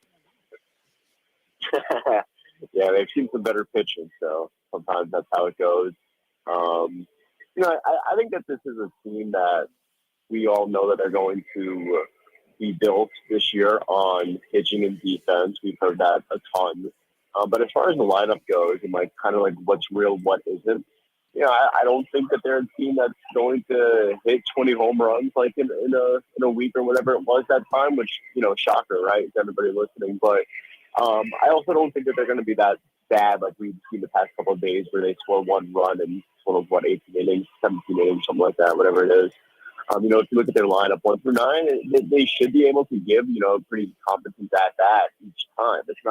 That's more or less what we're seeing, right? I don't see a whole lot of times where, these guys are just flailing and missing and just looking bad. We saw that last year a little bit, but, this year we've seen a better approach. They're more selective. They know they have an idea, put it that way, of what they're doing. Whether or not the results match that is a different story day to day, it seems. But they're better in that sense of going up there with a better approach. We'll see, though. I think that there's some areas where this team should improve, and frankly, I think that they probably will improve at some point before the trade deadline. And we'll see. We'll see what the offense looks like in the second half of the season. But right now, I believe they're going to just kind of go with what they have, and what we've seen so far is that, yeah, they're going to need contributions up and down. There's no doubt about it. They're going to need those 6 or 7 guys to play well consistently. The Christian Yelich conundrum continues. He gets on fire. He goes a couple of weeks, and then all of a sudden it's back to being kind of guessing at the plate and missing. Now, he still hits the ball hard, don't get me wrong, but the consistency for his average continues to kind of be the ebb and flow roller coaster that we've seen over the last year and a half. Can you, if you were able to figure this out, I'm sure you'd be the hitting coach for the Milwaukee Brewers, but can you explain what's gone on with Christian Yelich? Yeah, we have seen these flashes, like you said, of times where he's hit the ball not only hard, but also he's elevated it. And that's been the big difference a lot of times this year, as opposed to last year when he was hitting balls hard, but he was basically beating them into the ground. So it kind of negates the idea of hitting the ball hard if you're just going to hit it to the right side of the infield. We've seen that some of the time this year, but we've also seen him elevate. And when he's done that, that's when he's gotten on a roll and he's been able to have better results. So it's not just a hard hit ground ball to the right side of the infield that he's fooling. He's going the opposite way when he's going right. And again, I've seen him this year have just a far more confidence, I feel like, with knowing which pitches to take and not just taking them to take them and just to kind of sit on them, but taking them because he knows that's not a pitch that he can do much with and that he's going to get a better pitch eventually. And if he doesn't, he's content with the walk. We've seen that a bunch this year. It just kind of depends on what your expectations are for him. I feel like he's probably somebody that's not going to post those MVP numbers anymore. And then we need to just have the expectation of, okay, can this guy be a contributor consistently for a team that needs, like I said, 6 or 7 guys to step up on a daily basis pretty much. And I think he can do that still. I think he could be somebody that hits, say, 270, 275, that kind of thing with, close to 20 home runs. And I think that's probably toward the end of the season what those numbers will look like, because he's going to have stretches where he looks great, like he did a couple of weeks ago. And then he's going to have the stretch right now where the ball's just not going to fall for him because he's just not locked in like he was a couple of years ago. Like the timing is a little bit not there.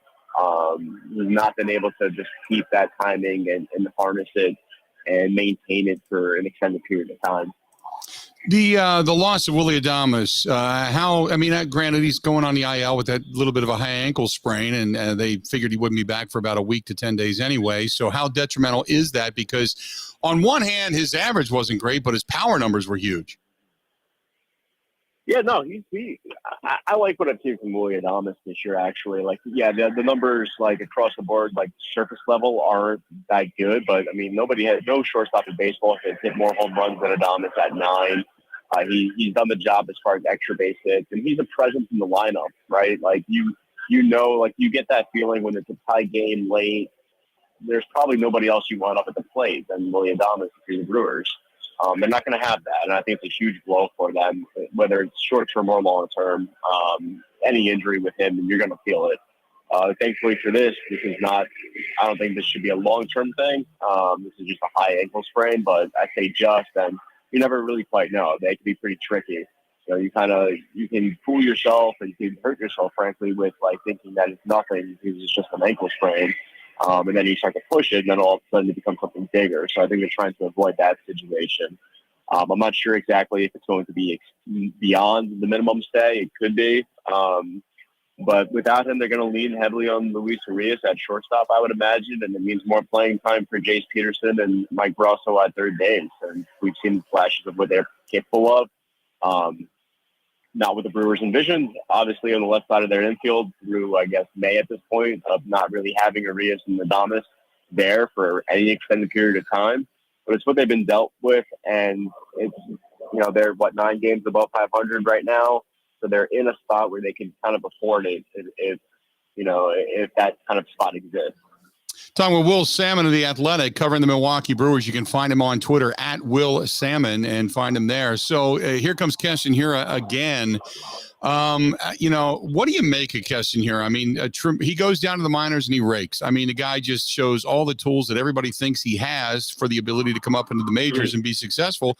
He gets to the majors. Now, granted, he's not getting consistent playing time, but he's gotten opportunities, and he just, other than his rookie season, he just hasn't been able to stay consistently in the bigs. And I don't know what to make of him, but at what point do you say, you know what, you're going to be a career minor leaguer?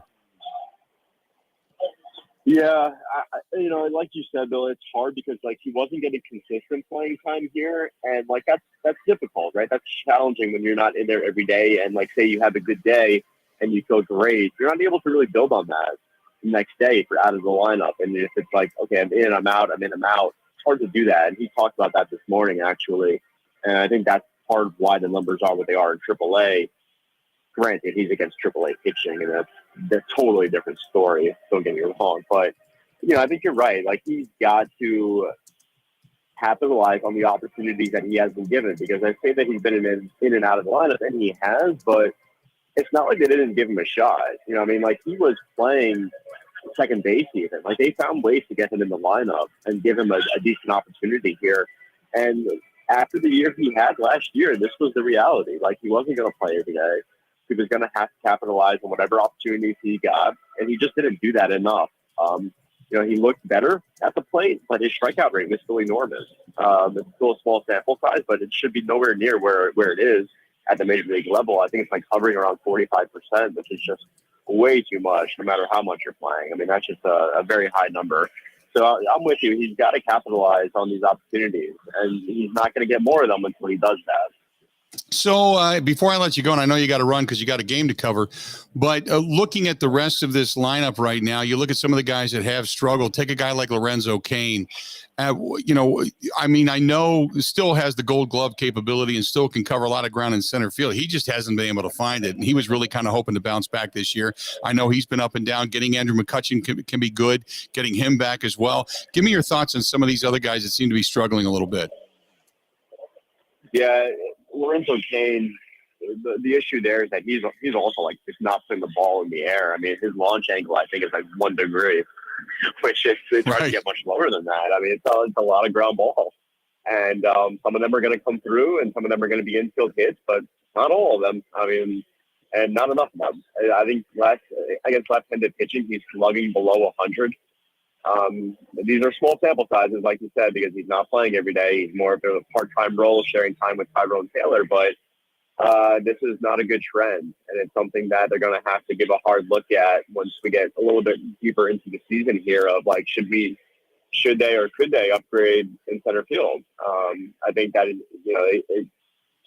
you got to allow it a little bit more time because they do like Tyrone Taylor and. We know what Lorenzo's capable of if he gets going, but again, this is somebody on the wrong side of 35, and guys don't play into their late 30s for a reason. Like that's when skills deteriorate. That's when it gets harder and harder to catch up to fastballs, and so far that's what we're seeing. Can he turn it around against fastballs, and can he get more consistent at the plate? It's possible, but we have to see it, and that's one area that I think right now that obviously. Could be an area to upgrade. They are beyond McCutchen in the they've missed him, but at least you're getting some power from Hunter Renfroe. You're getting some power from Rowdy Tellez. Like there's reason to think that once this lineup gets healthy, it could be a lot better than what we've seen the past 2 days. I think that we've seen them perform well against some bad pitching staff, and like we're quick to kind of dismiss it. And I get that, but. They are some competent hitters. Like they have some track records here this year. Last year I wouldn't have said that as much, or I wouldn't have made a declarative statement. But this year I feel confident that once they're healthier, things will look a little bit better. But the area to keep in mind, keep tabs on, will be center field. Now, real quick, go back to you talked about looking for a center fielder, possibly for a bat. A lot of rumors as to whether or not Josh Hader might be the guy that could possibly be traded. I've always stood steadfast in saying this guy could be one of the best closers. You don't know what the rest of his career is going to be. Why get rid of him at this point? Plus, why weaken already a completely lockdown closeout spot on your part of your defense when you get rid of your closer? I'm keeping Josh Hader. I figure out another way to find a bat. I'm not getting rid of him. Give me your thoughts. I agree. I think that when you're a team at the deadline, right? Like you're in buy mode, you're trying to make a playoff. What do they usually do? They're trying to get bullpen help a lot of the times, right? Like they're trying to trade for a closer. Like we see that every year. You already have that here. Like you have a dominant back end with him, Devin Williams and Brad Boxberger. Like you know what you're getting every single time, and. Hader's still getting paid. Like you're not getting like much of a discount on him because at this point through his arbitration process, like he's getting paid similar to Liam Hendricks of the White Sox. So it's not like you're getting like a huge discount, but it's not like you're getting ripped off or anything. Like the guy's the best closer in baseball. Like these are the guys you keep, right? I think if you were looking to trade him, you would have already traded him a couple of years ago. His value is still pretty high. But once you trade him, you're going to have a huge void. Mm-hmm. And for a team that has aspirations of a deep playoff run and of making the playoffs, you're just not it's just not going to be helpful for you long term, for the short term. Will, great stuff as always. Enjoy the game. We'll talk again soon, okay? Got it. Thanks, Bill. Appreciate it, pal. There you go. That was our buddy Will Salmon from The Athletic, covering the Milwaukee Brewers down at the game today. By the way, if you're going to listen to the program and you're going to stay with us the entire time, we appreciate it when you do. Download the app over on The Zone. Go to your mobile device or what have you and find The Zone Madison. And download the app. Otherwise, you can always find us on YouTube, which is youtube.com/Bill Michaels Show. Find us on YouTube, or just simply go to the website, thebillmichaels.com, thebillmichaels.com, thebillmichaels.com. You can find us there, or shoot me an email at thebillmichaels@gmail.com, and I will send you all the links to it as well. But thanks to Will Salmon for joining us for a couple of minutes on the hotline to talk a little Brewers baseball. Brewers getting ready to play the rubber match, if you will, with the Atlanta Braves this afternoon down at American Family Field. Hey, it is almost sold out. Not sold out yet, but it's almost sold out. If you're in the Milwaukee, Waukesha, Johnson Creek, if you're out in that Jefferson area, Ozaukee County, Washington County, whatever it happens to be, the golf outing / cigar dinner, which is going to take place on Monday, June 6th, Ironwood Golf Course. That's right there in Sussex, Wisconsin. It is almost sold out. So get your tickets now. You're going to get 9 holes of golf. You're going to get a meal. We're going to do a little Q&A after the fact. You're going to get a bag full of cigars. You're going to get some matches. We're going to sit outside, have a good time. But please, we're going to do it in that beautiful barn that they have that overlooks the entire golf course. It's going to be a fun time. Almost sold out, though. Our cigar dinners are now up and running. And we want you to be a part of it. Please come out and join us. We'd love to have you with us. The next one that I'm going to be at is June 22nd. We are going to be at Celebrations on the River in La Crosse on June 22nd. Get your tickets there. Go to tobaccooutletplusgrocery.com. That is tobaccooutletplusgrocery.com.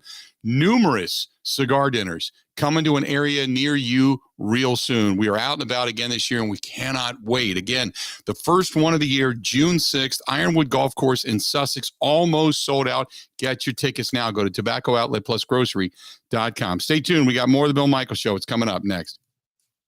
Ready? This is the Bill Michaels Show on the Wisconsin Sports Zone Radio Network. Wisconsin isn't snobby, snooty, or pretentious. It's Midwestern charm at its finest. And that's exactly what Forgotten Fire Winery in Peshtigo is all about. Fun in a bottle without the attitude. You can find their full wine and cider lineup in their tasting room or in liquor and grocery stores throughout the state. The winery is a great place to get away for wine and cider tastings, great live music, and private events all year long. Remember, any time is a great time for Forgotten Fire wines and ciders. Wisconsin wine made from Wisconsin people.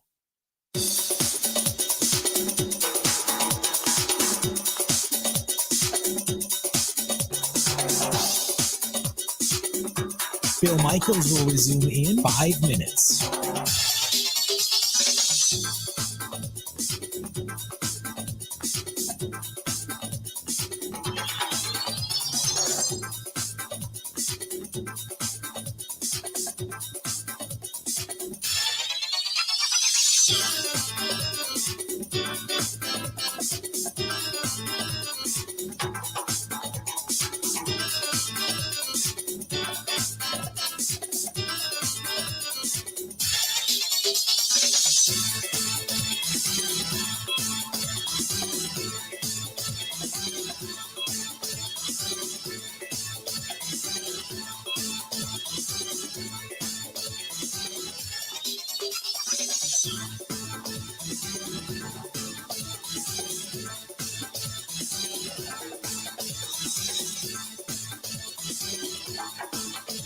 Bill Michaels will resume in 4 minutes.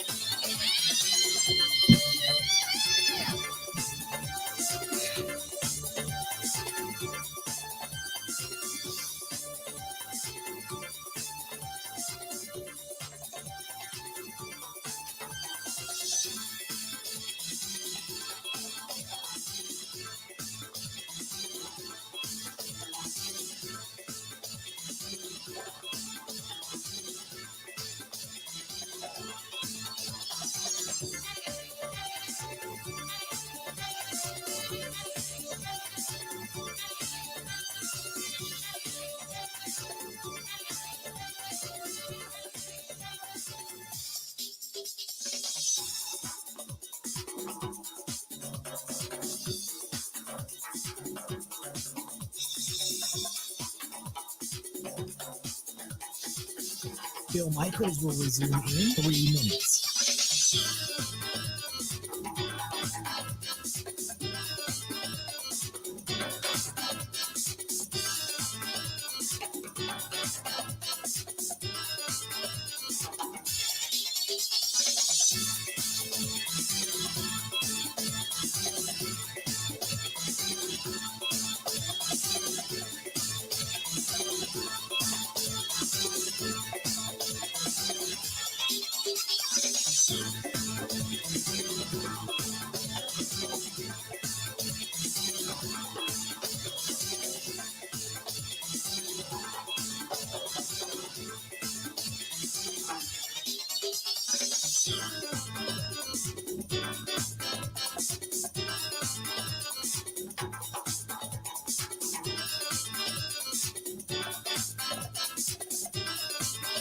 Bill Michaels will resume in 2 minutes.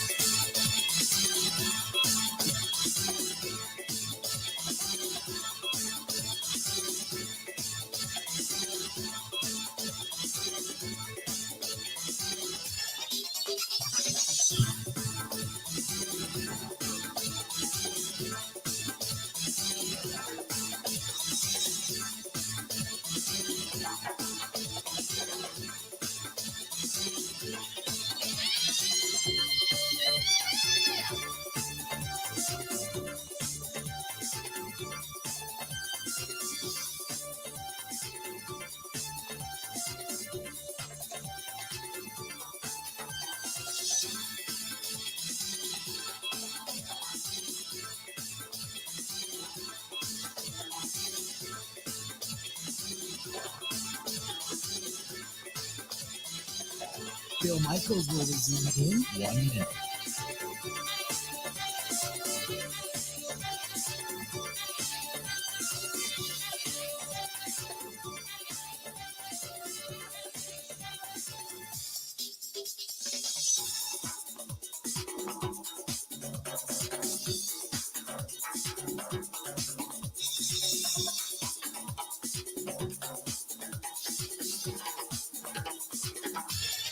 Bill Michaels will resume in 30 seconds.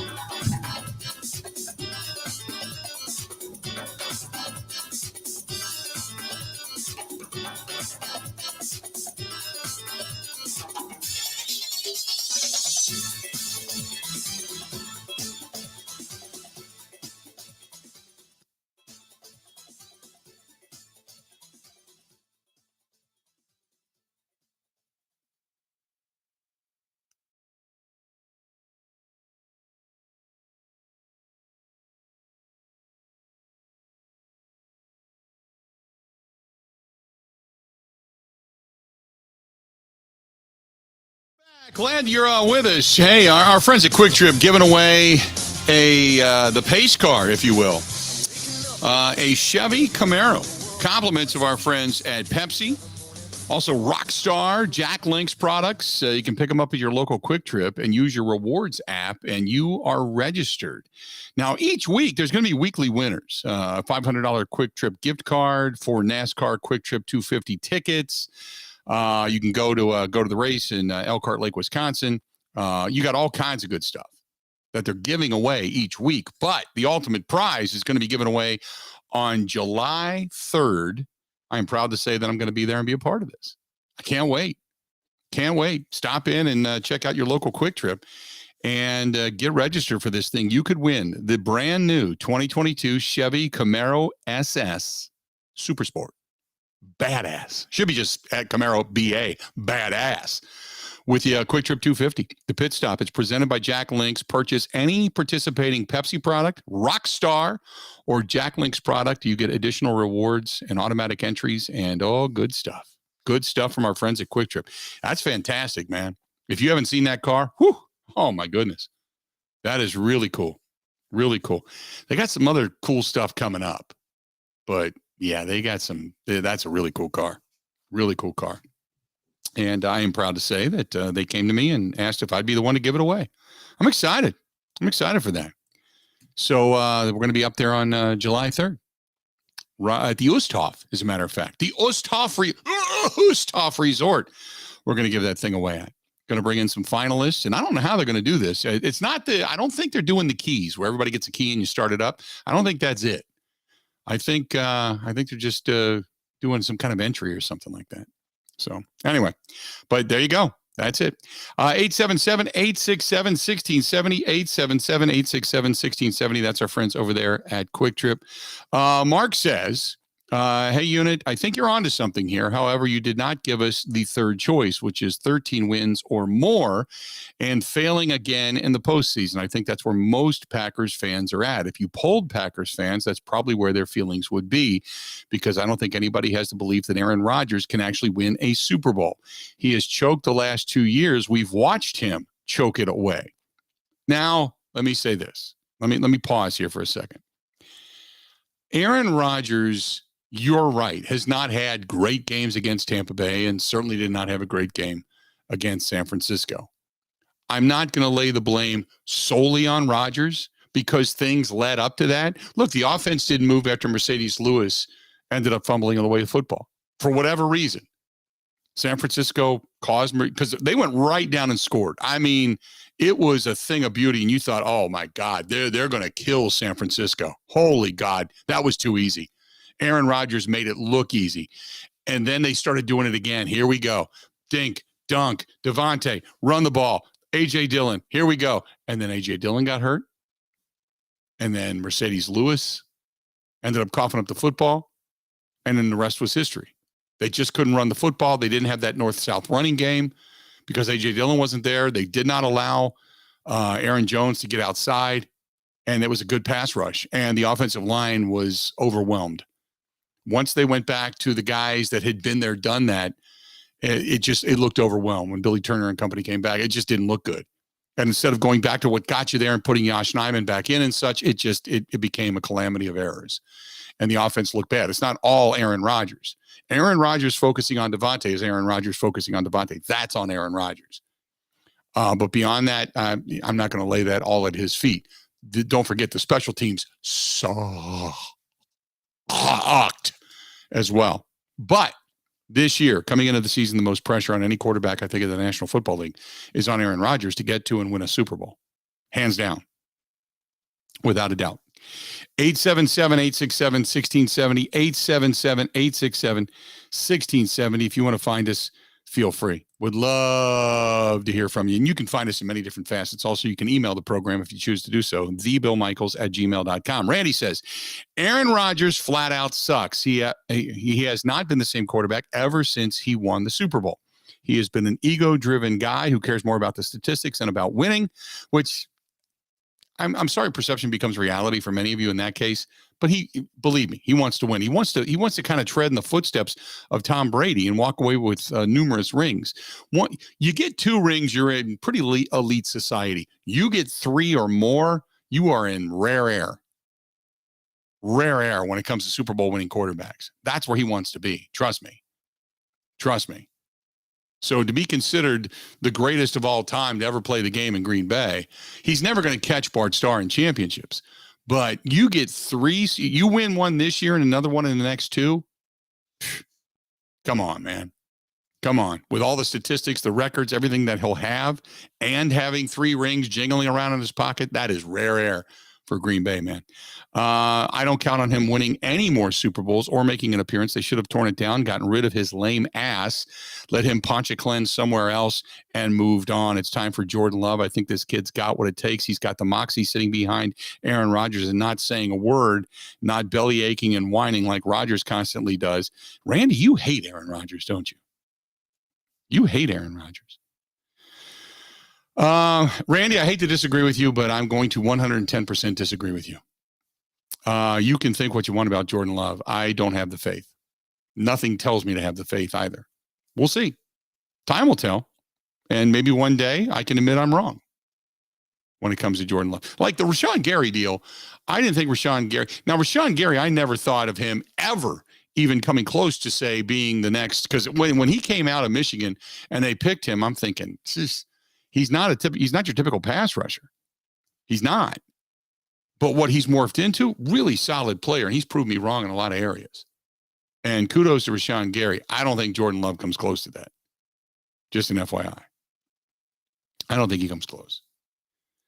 877-867-1670. You want to hit us up, feel free to go ahead and do so. This is from Gino. Gino says, Adams held us back, and now we are free to spread the ball around to 7 different receivers a game like he did when he was a Super Bowl MVP. You also had receivers all over the place. You had Jordy, you had Greg, you had James, you had Donald. You had, until that game, till the Super Bowl, you had your Michael Finley. You had numerous guys to throw the football to. So, yeah, you could spread it around, but it's because every one of them could have been a number one, most likely on any other team, or at least on another team. And they were all on one. So that makes it easy, 877-867-1670. Let's hit it up. We got more of the Bill Michael Show coming up next. This is the Bill Michael Show on the Wisconsin Sports Zone Radio Network.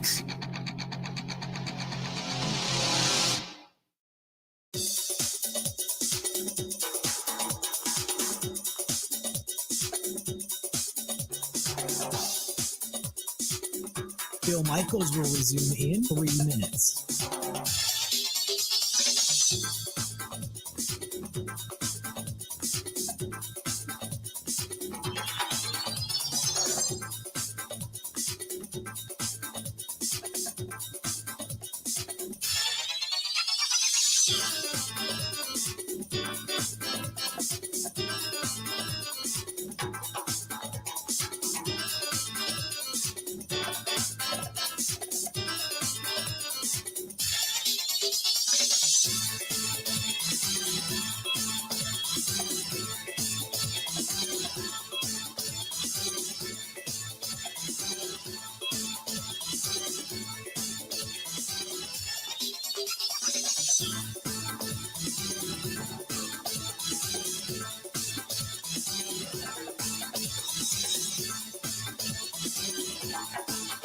Bill Michaels will resume in 2 minutes.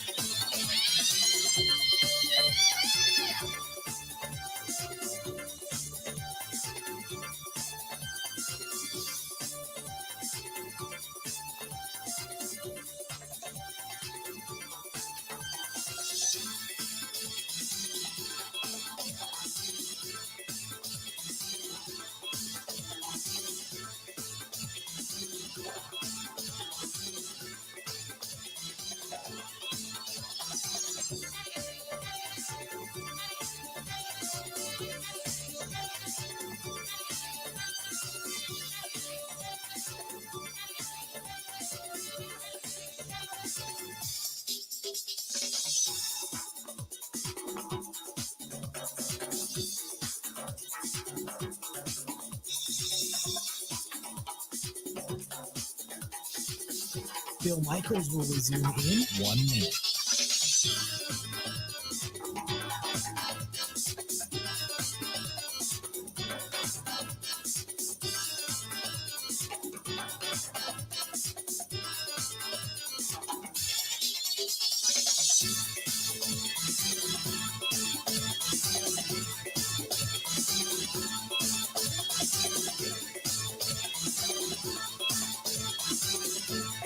Bill Michaels will resume in 30 seconds.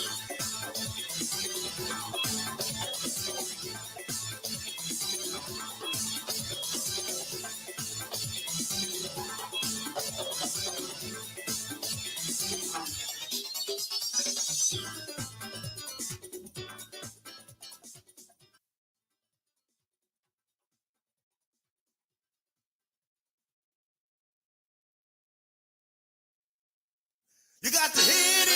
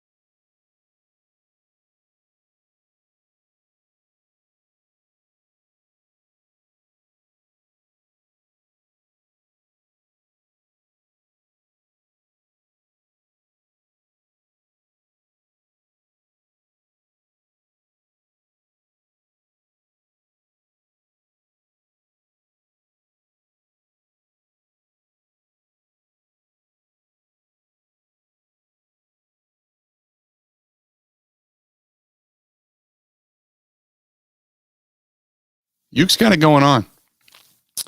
877-867-1670. If you want to hit us up, feel free. Corey says, what do you call a receiver that constantly gets open but doesn't get the ball? How can a receiver be a playmaker without a quarterback that will throw him the ball? Lazard's 40 time and vertical might not be off the charts, but until Rodgers throws him the ball when he's open, it's hard to tell if he's actually capable of being a number 2 receiver, which is true. I'll agree with that. And put it this way, when you talk specifically about that, look at the 2 games over the last couple of years that ended their season. Lazard, Aaron Jones against Tampa Bay, both were open at times. Now, Jones went down with an injury against Tampa Bay, so he wasn't there in the final play, but Allen Lazard was open. Instead, he chose to go 3 straight times to Davante Adams. Last year, Davante Adams down the sideline, going deep, looking for him. And then that crossing pattern, that inside slant. Look for Davante the entire time. Allen Lazard on a crossing pattern, wide open. He chose to go to Davante. So you're right. This year, we may find out more about Allen Lazard. I can guarantee you this. He's going to see more passes, barring injury. That's for sure. No doubt. No doubt. But I still, and I agree with you, his numbers aren't off the charts when it comes to speed downfield, vertical leap, apex, all that ability, but he's still you can do a lot by being a really good route runner with technique. There's an art to getting open. Lazard's been able to do that. So we'll see now where Randall Cobb has excelled over his career has been, he's made a living by figuring out where Aaron Rodgers wants him to be once the play begins to break down. And then Randall Cobb becomes a big playmaker in that sense, a guy that can move the chains and keep the drive alive. But what you're looking for is Lazard and Rodgers, and Amari Rodgers, to really kind of take that step. Cobb to just be Cobb. You don't need any more out of him.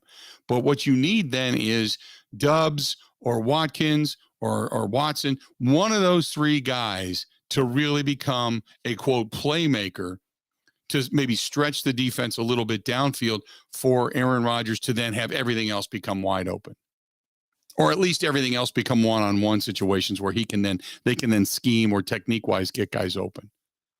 So that's what you're hoping for. 877-867-1670, 877-867-1670. You want to hit us up, do it. But coming up next after the top of the hour, we're going to hear from Frankie Winters. He's going to be joining us. We'll talk with him and get his thoughts on the Packers. We'll get his thoughts on going into the Gridiron Greats Hall of Fame, which is interesting because Mike Ditka, this is all his doing. We're going to be down there on Thursday or on Friday night. On Friday night. So we're going to hang out down there, but we're going to see Frankie and the induction in, and to kind of get the sense from a Bears guy inducting in a Packers guy to the Gridiron Greats Hall of Fame. It's going to be fun. It's going to be a lot of fun. So we're going to hear from Frankie Winters coming up next. This portion of the program brought to you by our good friends over there at Robert's Specialty Meats in Waukesha. Kind of a cool night to be grilling out, but it's never too cold to grill out. I do it in the wintertime. So if you're looking for something good, head down to Robert's, man. Or maybe this weekend, whatever you got going, grilling it out, cooking it in. Robert's Specialty Meats, steaks, ribeyes, but the home of the Al Capone roast and the ribs on a stick, the chicken skewers, the chicken parm skewers. Fantastic. Go to robertspecialtymeatswaukesha.com. That's robertspecialtymeatswaukesha.com. More of the Bill Michaels Show. It's coming up. Frankie Winters is next.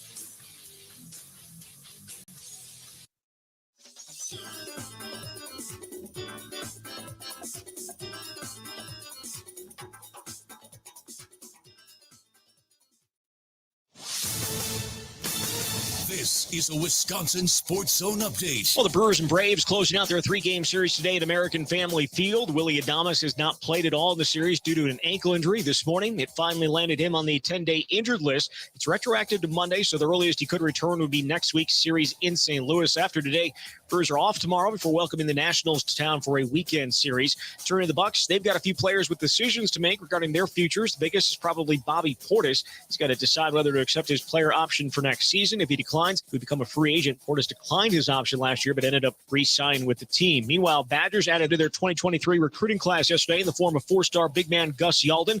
Originally from Appleton, Yalden ranked as the 93rd best player in the country, according to 24/7 Sports. His commitment gives the Badgers 2 in their 2023 class.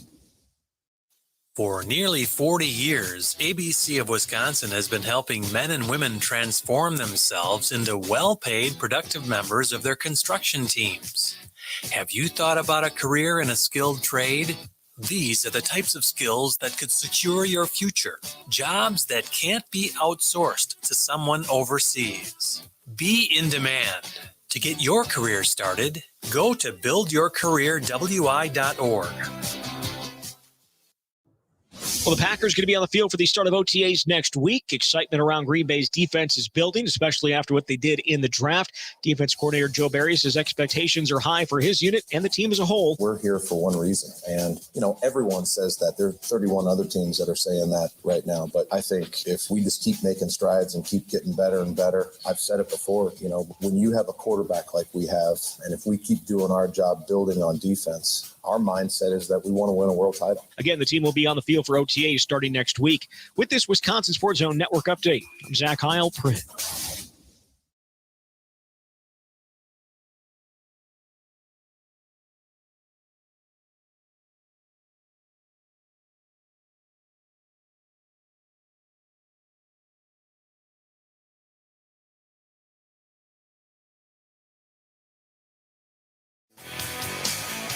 Welcome back. We are glad you're with us. Thanks so much, as always. We certainly appreciate it. Hey, I'm going to be heading down to Chicago on Friday. Looking forward to a tremendous event.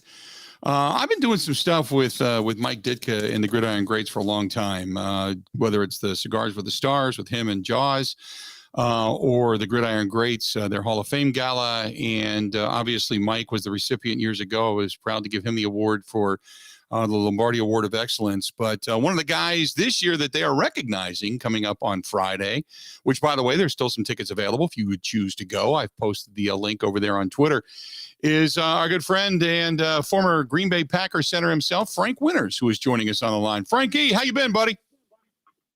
Hey, Michael. Hey, Bill. How you doing, buddy? I am doing good. How's the health, man? How you doing?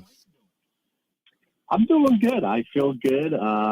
The weather's getting warm here in Chicago, so it's getting a little easy to loosen up. But, as you get older, it gets tougher every day. But you look at these little nicks and aches here once in a while, but I'll be okay. I'll just, you fight through them as like you always do and try to stay a little bit healthy as possible, much as possible. Going to talk about the gala coming up here in a minute or two, but I wanted to ask you, we've seen your Green Bay Packers the last couple of years. They've stubbed their toe in the postseason, and now they've kind of regrouped. They've added to the defense, added to the offense. Give me your thoughts on what they've done and what you like and don't like. Well, I mean, I was just talking to Leroy and Gary. I mean, anytime you have Aaron Rodgers, you have a chance to win. Hopefully these defensive young players, they drafted pretty high, and the receiver, they could hopefully, step up, because in today's business, that's pretty much what they expect out of these young guys, and they contribute right from the get-go. But, last year they were kind of beat up a little bit, during the playoffs, and, they get some linemen. Hopefully Jenkins can come back healthy, and, they're pretty good to solidify the offense line and stuff. But, losing Davante Adams is always a tough role to fill. It's going to probably take a couple different guys, and, there's always a sleeper somewhere in the draft or free agency or something that steps up and makes some plays. And, I think getting Tanyan back will help and stuff. And, defense, hopefully they could, I just told those guys early that at the end of the year, you got to get lucky a little bit and stay healthy and, catch a break here and there to get to the next level. And I still think the Packers will be the team to beat in that division. How much pressure do you think Aaron has on him? I mean, he's already got a Super Bowl ring, but how much pressure do you think he has on him with what's gone on in the last year and a month, we'll say, since all the drama began? How much pressure do you think they're feeling to get back to and to win a Super Bowl?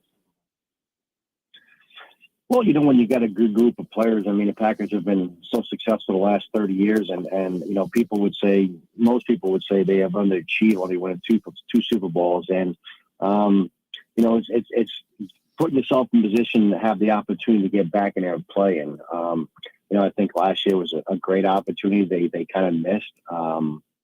You know, you look at, you know, the Packers. I was at the game. They started off quick. They went down and scored really quick. And then all of a sudden things started faltering and they really couldn't do anything. And they really seems like they didn't make enough adjustments to, you know, overcompensate for what was going on. But you got to give the other team credit. But, you know, in today's world in professional sports, you got to be ready every week in and week out, because otherwise you're going to get beat. And, you know, and you would think the Packers the last couple of years for you know, playing at their stadium in playoffs and losing is a tough pill to swallow, because you always thought the Packers would have an advantage playing at home. But obviously that hasn't been the case recently. But, you know, they should. I think they're going to be okay. Hopefully, they learn those mistakes. You know, as a player, coach. You know, from the bottom up. You know, and you try to make the most of it. And those mistakes, and you rebuild, and hopefully gives those guys some enthusiasm and some energy to get through the offseason and improve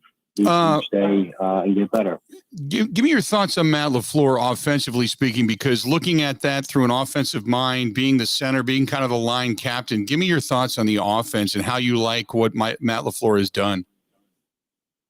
Well, I mean, I like, you know, he's committed to the run. I mean, he does play actions. He you know, they make plays when they have to.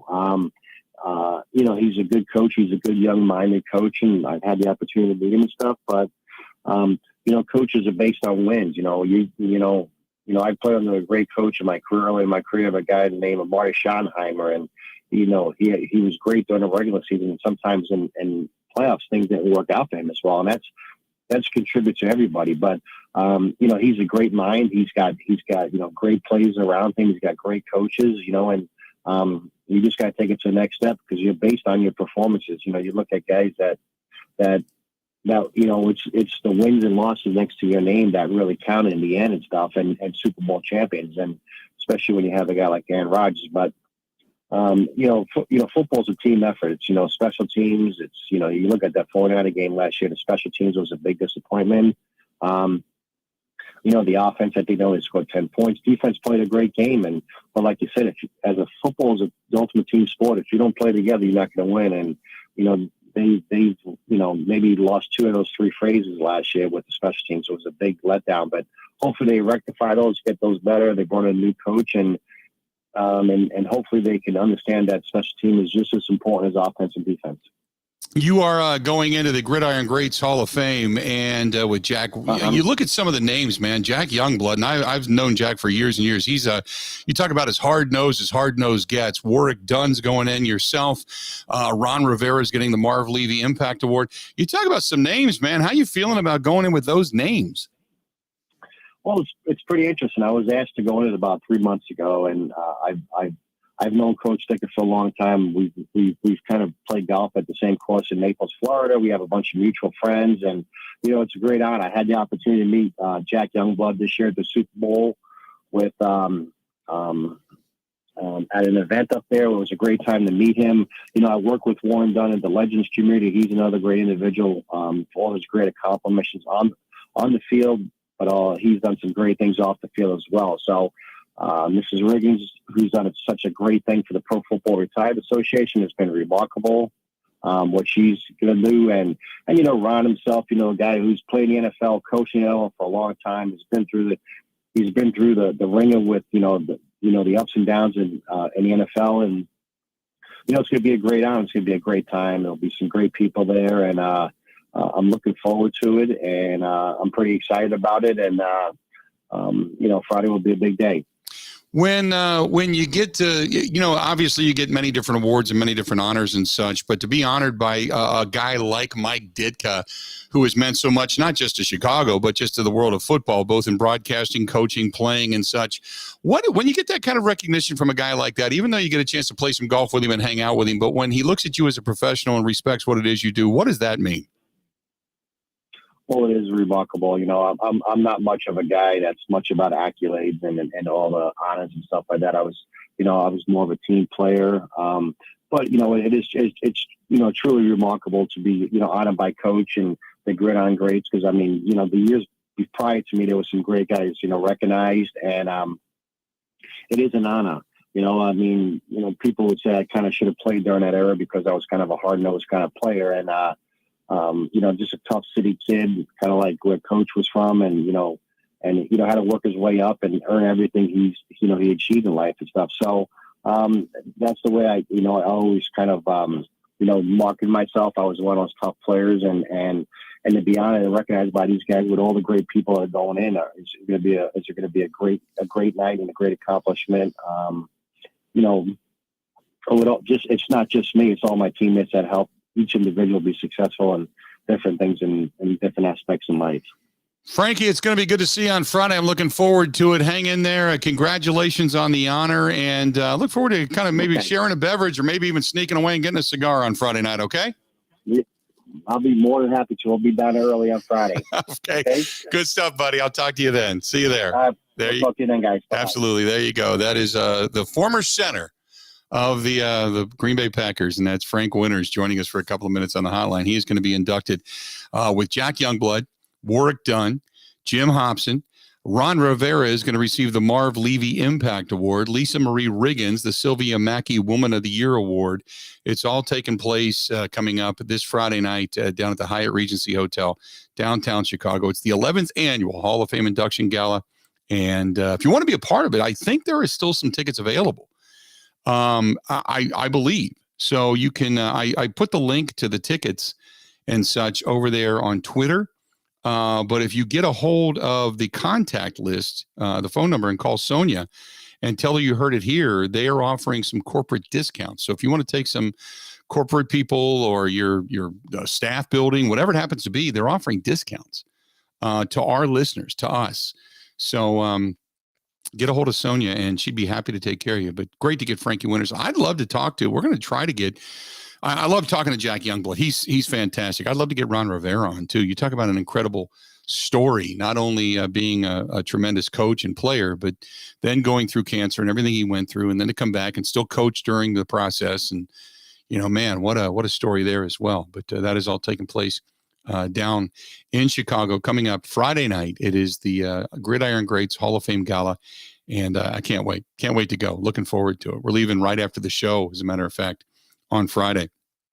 Let's do this. We're going to step away and take a quick break. Before we do, though, I want to let you know that our friends over at New Mel Medical treating guys with ED all over the state of Wisconsin, beyond the borders as well. And in addition to that, if you're, say, tired, if you're sluggish, if you're moody, if you're down, if you're just dragging, they can help you. It might be low T. If you're over the age of 30, get a hold of our friends over there at New Mel Medical. Doc Tim and Carlos and Jose and everybody, they can help you out. All you got to do is call. It's 414-455-4451. Also, let's just say you're looking at yourself and it's cool today, but we know warmer weather's coming and you've been out a couple of times. Maybe you've cut the grass, did some things in the yard. Maybe you want to go play golf and you're dragging. You're like, boy, I put on some weight. I'm huffing and puffing. The all-in-one weight loss program can be just for you. And it works. They've enhanced it. They've got new technology. They've got new courses, so to speak, different meal plans, things that they've worked on, things that they've enhanced. It was already successful. Now, all you need to do is just take it and continue to enhance it, and it works. I'm telling you, it works. You can't do anything if you don't pick up the phone and call. 414-455-4451. That's the New Mel Medical Center, 414-455-4451. Again, 414-455-4451. Give them a shout. Tell them we sent you. Also, hey, don't forget, tomorrow coming up, we are going to be live from Social House on Lisbon Road in Menominee Falls for the entire run of the Bill Michaels Show. Tomorrow, it starts the weekend. That is the grand reopening of Social House, and the portion of the proceeds go to Fisher House, Wisconsin. I can't ask you enough to stop out, and whether you join us or you just stop out there this weekend, go out and see Dan Dell and his staff. Tip a little extra because the tips go to Fisher House, and they got a tap takeover. Compliments of our friends at Beechwood Distributing and Bud Light. So many different brands are going to be on tap, and a portion of all those proceeds go to Fisher House, Wisconsin, helping vets, helping military members, and helping their families. And we can't do it without you. Stay tuned. More of the Bill Michaels Show coming up next. Covering Wisconsin sports like a blanket. This is the Bill Michaels Show on the Wisconsin Sports Zone Radio Network.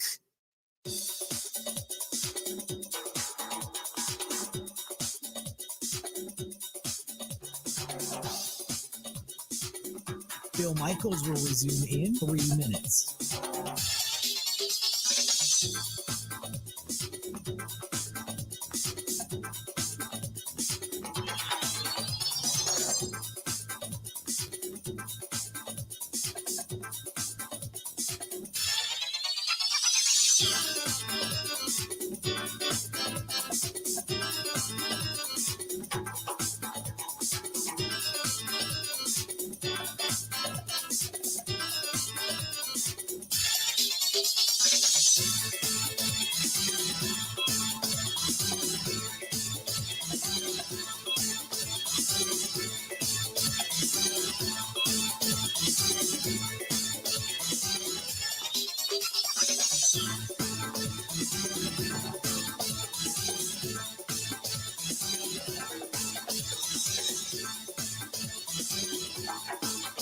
Bill Michaels will resume in 2 minutes.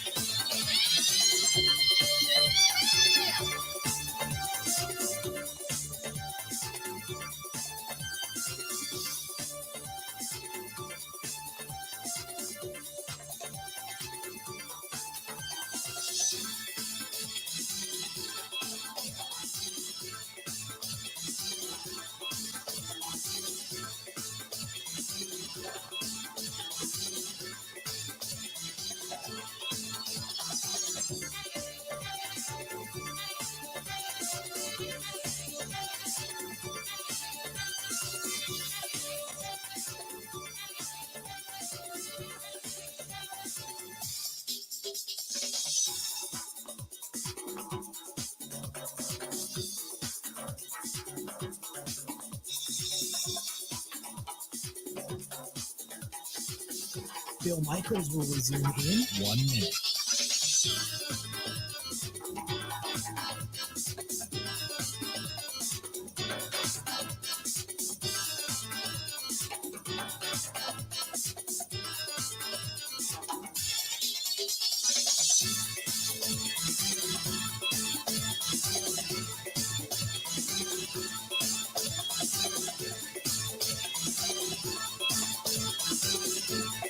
Bill Michaels will resume in 30 seconds.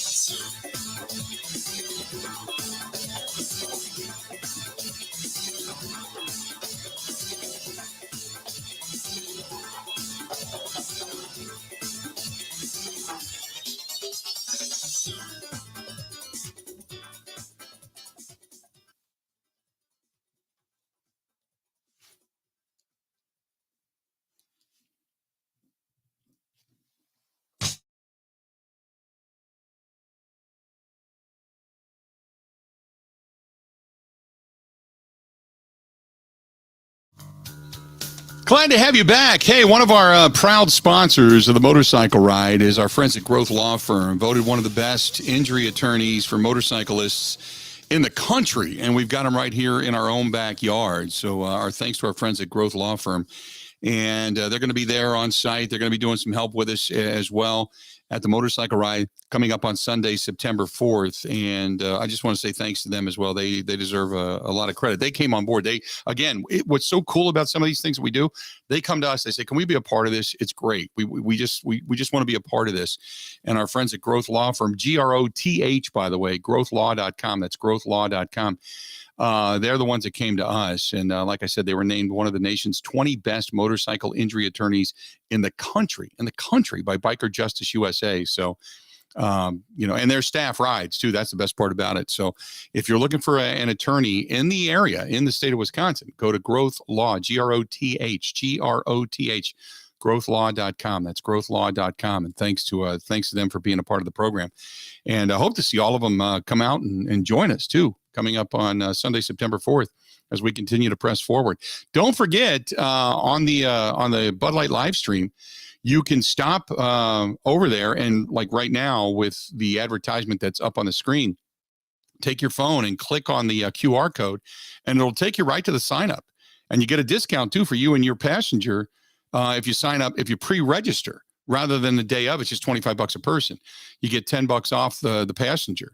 So go right there and get signed up. And not to mention, when you sign up, you're also registered for the prize package. One of 4 ticket packages that we have going this year as well. We've got the 2023 racing package for the Indy cars and the NASCARs.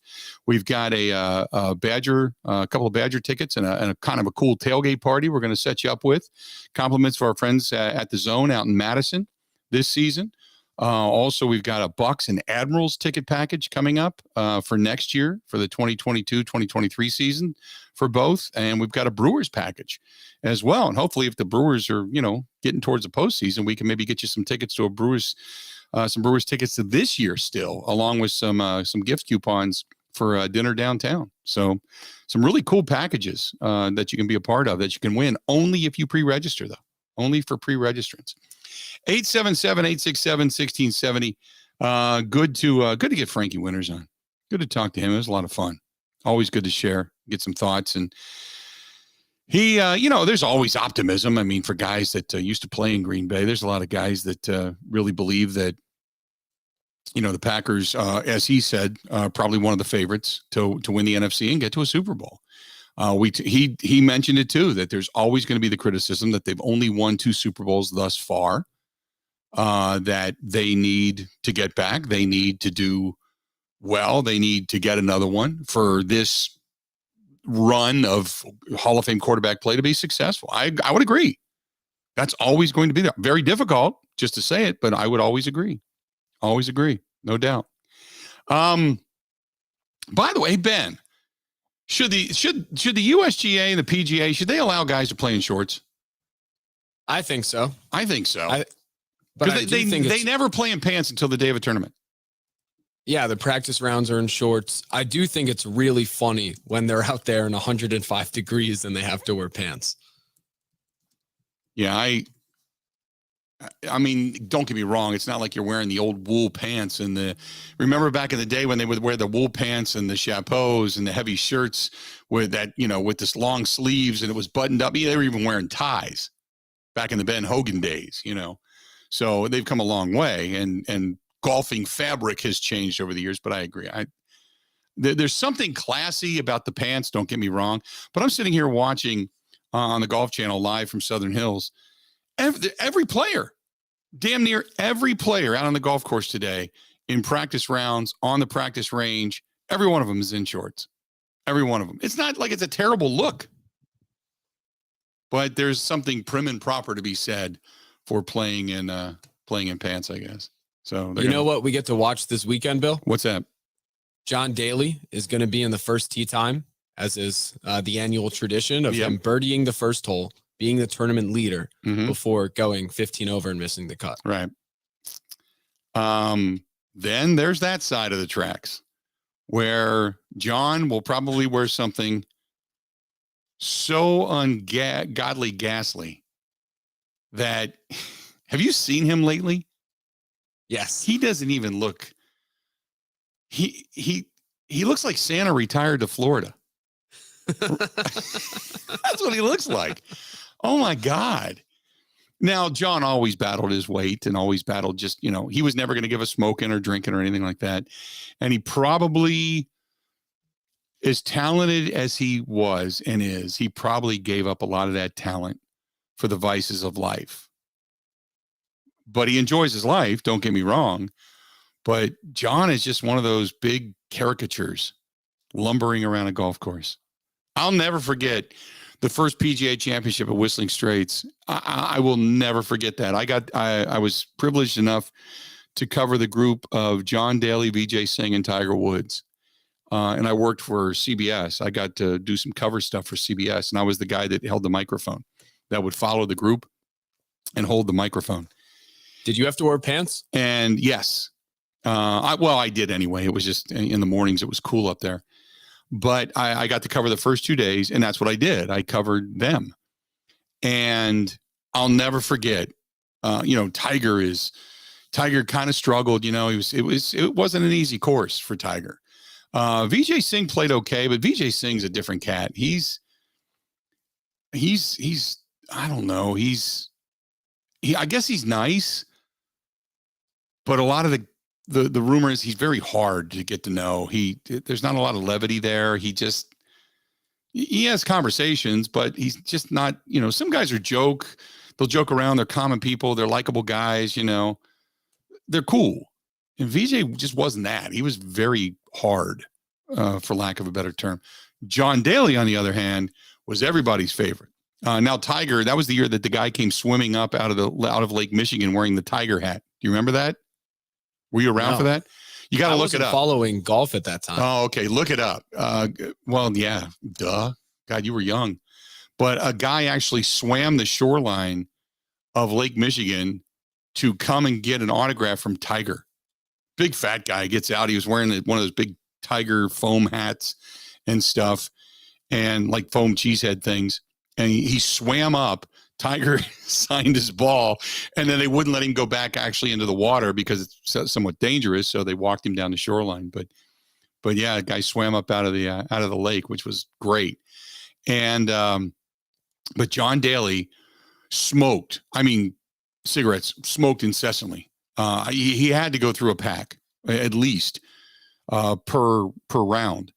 But what he would do is he would hit, smoke, take a drag, and then drop it in the sand in a bunker, and then cover it up with sand. So when they would rake the bunkers, they were picking up all these cigarettes along the way. It was all John Daly. He was smoking cigarettes. If he didn't have a place to stick it, he stuck one in the ball washer. John just smoking all the way around, you know, just the whole way around the track, which is pretty funny. But nevertheless, this one's from Rich says, how about kilts? Nah, I'm not a fan of. I get it. Maybe if you're playing the Open Championship, you know, then you go with the kilts. Okay, you stay. If you want to go to tradition over there, that's fine. Not here. Wouldn't do it. By the way, Rory McIlroy on the a look in on Rory McIlroy. He's wearing pants today. He's wearing the pants right now, so he's a little bit different than every other golfer that's out there knocking it around in shorts. There you have it. But yeah, John Daly was so much fun to cover, and it was funny because that group had hundreds, if not maybe 1,000 people following them, running up and down those hills, those steep up and down hills of Whistling Straits. And John would hit the ball, take a draw, look around, look like he's ready to rob a bank, and throw it in a bunker, and then cover it up with his whatever club he was using. And he'd say to the crowd, "Don't tell anybody." He was a mess. Hanging out with John Daly was a lot of fun, though. A lot of fun. There's a good 30 for 30 on kind of his life and his career. Yeah. Yeah. He, like I said, he was a guy, is a guy, I shouldn't say was, he's not dead. He is a guy that probably left a lot of his talent in the clubhouse because of the drinking and his physical fitness and such, or lack thereof, because he's genuinely a good golfer. You know, just on his own merits, on his own skills, he's genuinely a really good golfer. But he just got by on raw talent. He just never cared. He didn't give a damn about what people thought. He loved to play the game of golf and such, but when it became big and expectations became high, he just didn't want it. So he kind of just made fun of it almost. And so, yeah, going back to your point, when he tees off, the wonderment is going to be, what is John Daly wearing when he tees off? What's John Daly wearing? Yeah, go ahead. So about a month ago, guess which brand signed his son, who is now a freshman at Arkansas, little John Daly, to an NIL deal. Did you see that? I saw a picture of him and his son. Yeah, and I remember that, but I don't recollect off the top of my head what brand has signed him. It was Hooters. Oh, yes. I did see that. I was thinking what brand of club. No, I did see that. I do remember that. Yes, you are correct. Yeah. Which is Hooters. Iconic. Yes. And, you know, unfortunately or fortunately, depending on how you look at it, Hooters has been in decline for years now. They're big in the South, but Hooters has been in decline for years. I know the one in Green Bay. I know the one in my area out here. There was one in Brookfield. They both closed. They're both gone. The one out in Brookfield pretty much was put out of business by COVID. Is the one out there in Madison still open? There's one left in Madison. It is a constant point of talk on the morning show. Okay. See, the problem with Hooters in all honesty, is this: their burgers are good, their wings aren't. They don't compare. You can go to a lot of other places and get wings that are bigger and better. Their wings always, to me, look like they just got done plucking the chicken and half the feathers were still on them. They were never appetizing. I enjoyed the burgers, but you obviously went for a particular amount of atmosphere and fun and such. But their food was not great. And when Buffalo Wild Wings, B-Dubs, built across the street out here in Brookfield from Hooters, I mean, it was, unless you were staunch going to Hooters for Hooters, it immediately became the popular spot to go. B-Dubs just beat them. They literally went across the street and just beat them, and nobody was going anymore. And it was easier, parking lot wise, to get in, to get out, parking, everything at Hooters. It was an easier access building and just as much visibility, if not more. But it just never, it just couldn't compete to the food. And even B-Dubs now, their food's gone down. That's the reason I go to other places. But nevertheless, I've gotten off on a complete diatribe here. Which do you prefer, B-Dubs or Hooters? Well, I've never been to Hooters. Oh, believe okay. it or not. Well, then there you have So, it. What I guess are you doing out there? You haven't ever been to Hooters, and that's the topic of the morning show, which is probably where every day you probably see Ebo and Nelson, and Ebo and his wife are probably out bench pressing, the cats, and then walking them over to Hooters for the morning Bloody Mary before he goes on the air and his wife Jen goes on to her job. That's probably where they hang out, for God's sakes. So how have you never been to Hooters? I guess you could say I don't often go out to lunch with Ebo after work. Okay. Well, he needs to not change an indictment. That. He needs to change just that. objectively. Yeah, he needs to change that. Get you there at least one time, for God's sake. Also, I like fine cuisine in Philadelphia. I can walk down the street and get a local cheesesteak. I'm not going to go venture out to Hooters. Okay. Are there many Hooters? Are there many Hooters in Philadelphia? Not downtown, but I mean, when I would go travel baseball tournaments, you go into Jersey. Maybe my parents just weren't fond of, say, the vibe. Yeah, Hooters. No, I guess. Well, I'm not taking my parents to Hooters for any stretch of the imagination, but yeah, I get it. I think there's still one. We used to do our show every year prior to the opening day for Reds baseball. There was a Hooters in Covington or in Newport, Kentucky. And you could actually, it was on the river, it was on a barge on the river, and you could take the ferry. There was like a little paddle wheeler. It was an old paddle wheeler that you could jump on, and it would pick you up at Hooters and then paddle wheel you across the river to where it would leave you off in the landing. And then you just walk right up into the stadium and could go to the baseball game, and then vice versa when you would go home. So that way you could park across the river where it was easy in Kentucky, paddle wheel across. It was a good time. And they had huge parties there. I mean, that was kind of like a place to be. I don't even know if that's there anymore. And that was really one of the hot spots for a long, long time down the river. I don't even know if they're there anymore. I have to go look. Anyway, we completely digress. Stay tuned. We got a lot more of the Bill Michaels Show coming up right after this. Covering Wisconsin sports like a blanket. This is the Bill Michaels Show on the Wisconsin Sports Zone Radio Network. The Thunder is back, and you don't want to miss it. June 30th through July 3rd. It's the NASCAR Cup Quick Trip 250 and the Xfinity Series Henry 180. For tickets, go to roadamerica.com.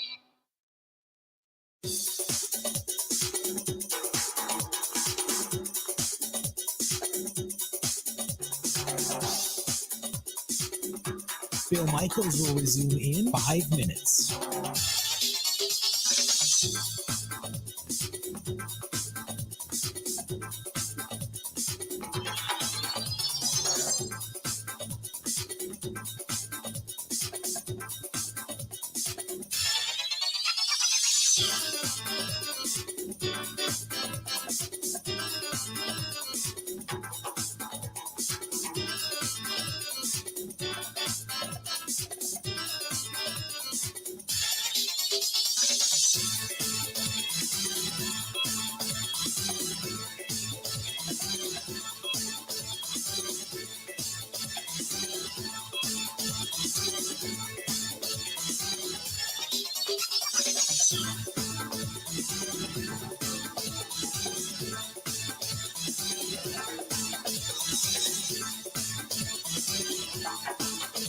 Bill Michaels will resume in 4 minutes.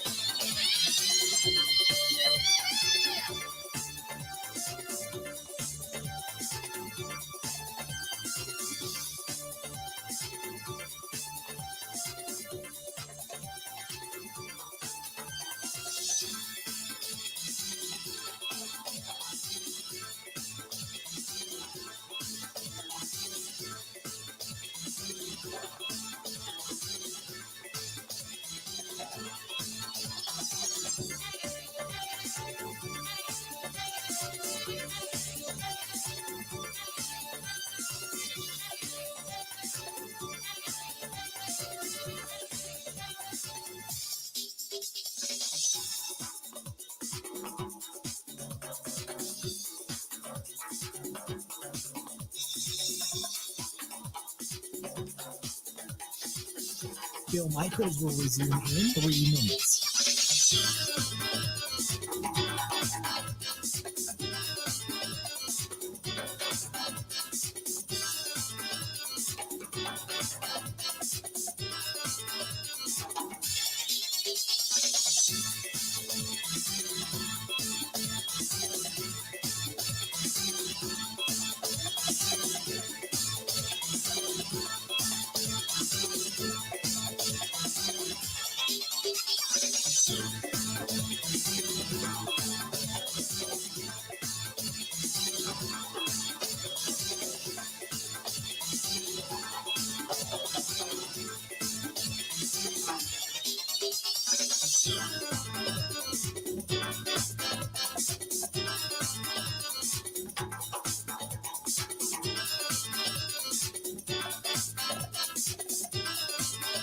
Bill Michaels will resume in 2 minutes.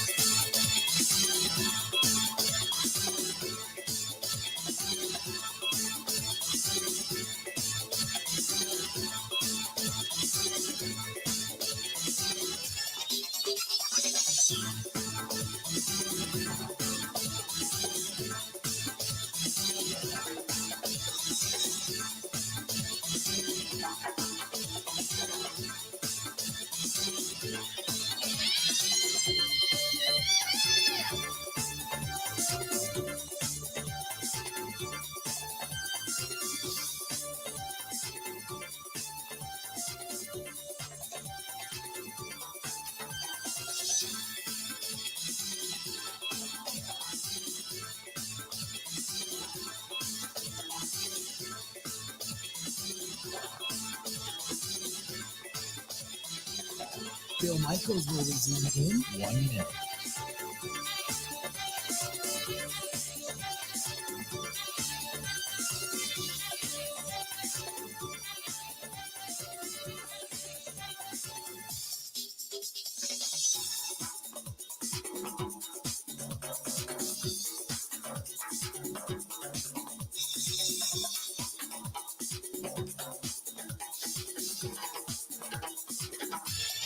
Bill Michaels will resume in 30 seconds.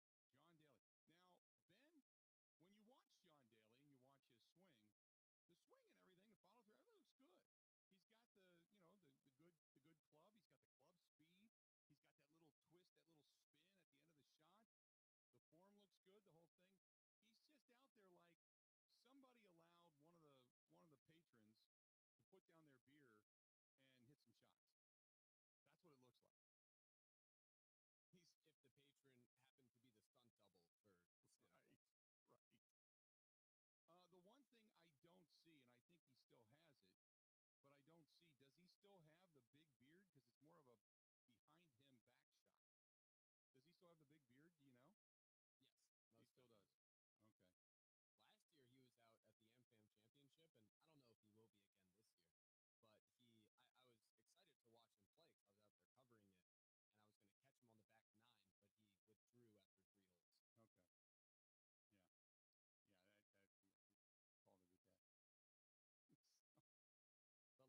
Okay. Yeah. Yeah. That called it a day. But last year, he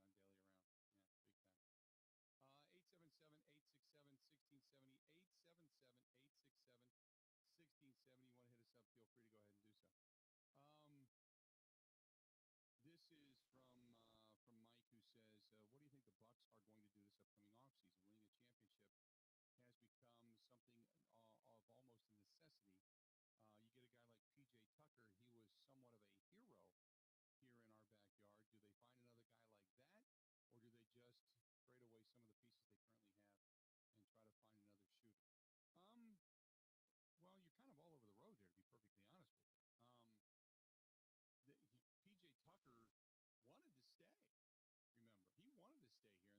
Go find a deal, and we'll let you know if we want to keep you," which he felt disrespected. So I don't think you'd like to find a PJ Tucker. You'd like to find somebody that has that junkyard dog mentality. You'd like to find something of that ilk, but you need shooters. You need offense. You need, don't get me wrong, you want to have a defender or two that can play beyond the paint, because they can lock down the paint. They just don't have great defense beyond the arc. But to me, you need shooters. You got to find shooters. 877-867-1670. So if you only got a couple of guys too that you have options with to kind of let walk as far as free agents go. So it's not like the majority of this team is not going to be back next season. You're only going to have a couple of pieces that you're probably going to change out if you can. And really, how much do you want to tinker with it for the fact that, you just were without Chris Middleton, who could have helped you offensively as well. You would have had additional depth had Middleton been able to play, but you've got a lot of money wrapped up in those guys, in Middleton and Brook Lopez and Giannis, obviously, and Drew Holiday. And you've got a lot of money wrapped up there. So you don't have a lot of money to go out and buy somebody to find yourself another shooter, unless, of course, ownership would say, you know what, we're going to go for it while we still have the chances. And we're just going to say, luxury tax be damned. Let's just do this and find somebody in the open market. So I haven't even really wrapped my head around NBA postseason yet. The closest I got to it last night was watching the ping pong balls fly around and seeing the Orlando Magic again get the number 1 overall pick. That was it. So we'll talk more about that down the stretch. But as of right now, I'm still buried in Brewers baseball season. We're really heating up in the golf season. We're getting into Packers and what the Packers could possibly do for their upcoming season. And I really haven't stretched too far down the road into the NBA offseason just yet, only for the fact that we're only into the Eastern Conference and Western Conference finals. And yes, Jane, I did take a little bit of pleasure last night in watching the Boston Celtics go down. I got to admit, was a little surprised by that. That just Boston, who had been so good and so hot. Now they obviously didn't have Marcus Smart, so that's somewhat problematic. And Al Horford now going into the protocol because the health and wellness, basically COVID. So he's going into the protocol. How his absence is going to affect the Celtics down the stretch. But I was a little bit surprised to see Boston get so frustrated. And you know what? I will say this. Boston has, as a whole, it becomes almost like a group mentality. As a whole, they just, once one complains, they all complain. They all want to flop. They all want to throw their hands in the air. They all want to get pissed. And they completely forget about the other end of the floor. They just let it go. They just want to sit and argue with officials over non-calls or calls on them, and they just let it all go. I just, that third quarter just got away from them last night, and all they did was bitch and moan. It was amazing. And you're watching the Heat go down and score. And you got guys throwing their hands in the air and they're still arguing and they got both hands out and they're pleading with the official, give me the call. And it's like, oh, by the way, Miami's kicking your ass. They were more worried about the officiating than they were about the Miami Heat.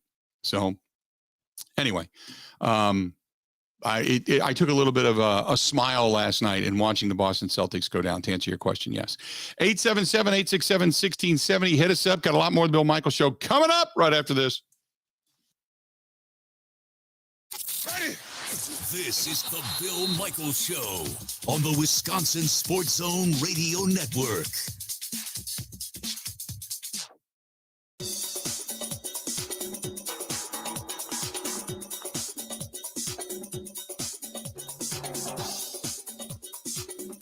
Bill Michaels will resume in 3 minutes.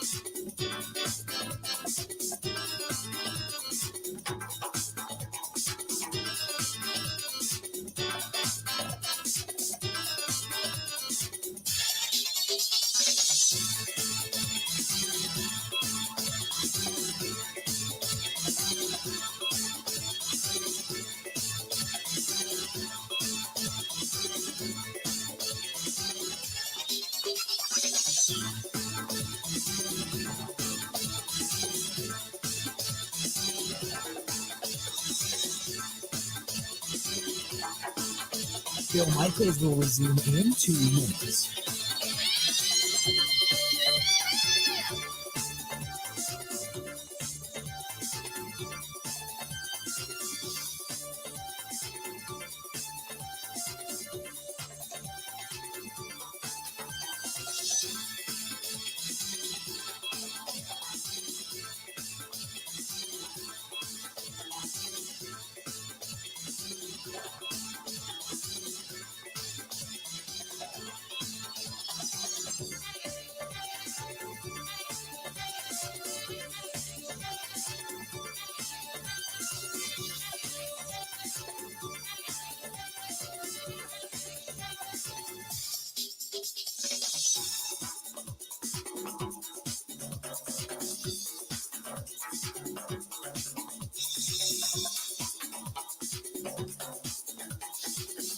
Bill Michaels will resume in 1 minute.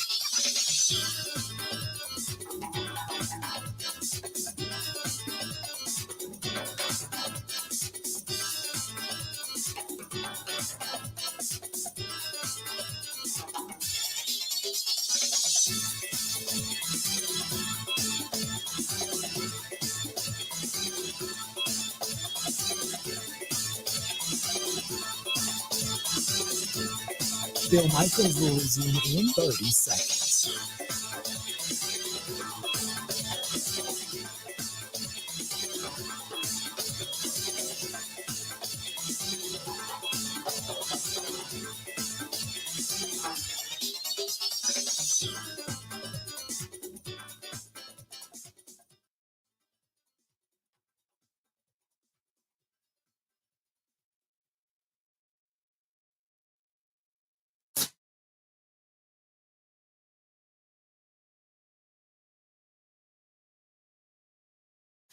Welcome back.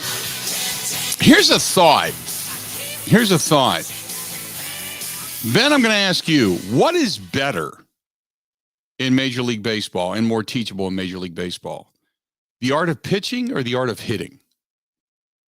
Ooh, you mean what would be harder to perfect when you have the raw talent? Yeah.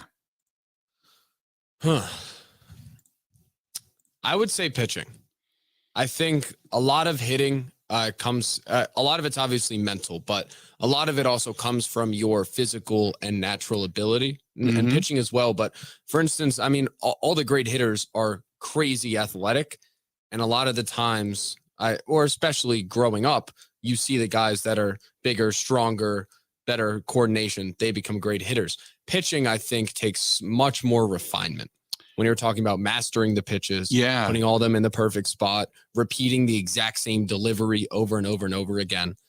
I'd probably say pitching. It is interesting. The quote, Rob Friedman, aka the pitching ninja on Twitter, has gone through and taken pitchers and put them, like mirrored them over one another with, say, the exact same delivery, and yet in the exact same release point and such, and shown a ball that would then rise up and in on a hitter or fly, I mean, drastically low and away. The question is, are we getting a better look than ever at just the nastiest stuff ever coming from 60 feet 6 inches, or are we seeing the best, hardest to hit pitching there has ever been? The argument is, by many, Nick Swisher being one of them, who's part of the FS1 analyst team, said, I think pitching is better than ever. Much better in training, both mechanics and pitch design. We used to hear that velocity could not be taught. You're just a hard thrower or you're not. Now it can be. It can be taught. We used to say strength and conditioning would make a pitcher not flexible. Instead, it absolutely adds velocity. Pitchers used to guess at how their pitches would work. Now they can see it. They have what they call these slow-mo Edgetronic cameras to see everything in a 1,000 frames per second. So you can adjust your release. You can watch the spin rate. So much has changed, they said. Also, we have much better ideas of hitters' weaknesses because of the 1,000 frames per second that pitchers now use. And because spring training was shortened this year, teams are allowed to carry 14 pitchers until May 29th and all that kind of stuff. Then the 26-man rosters included 13 pitchers. You go on and on. But they say because of the 1,000 frames per second and the spin rate and the way the balls can move, and the fact that pitchers now, it's commonplace. If you don't throw 93 or better, you're kind of out of the norm.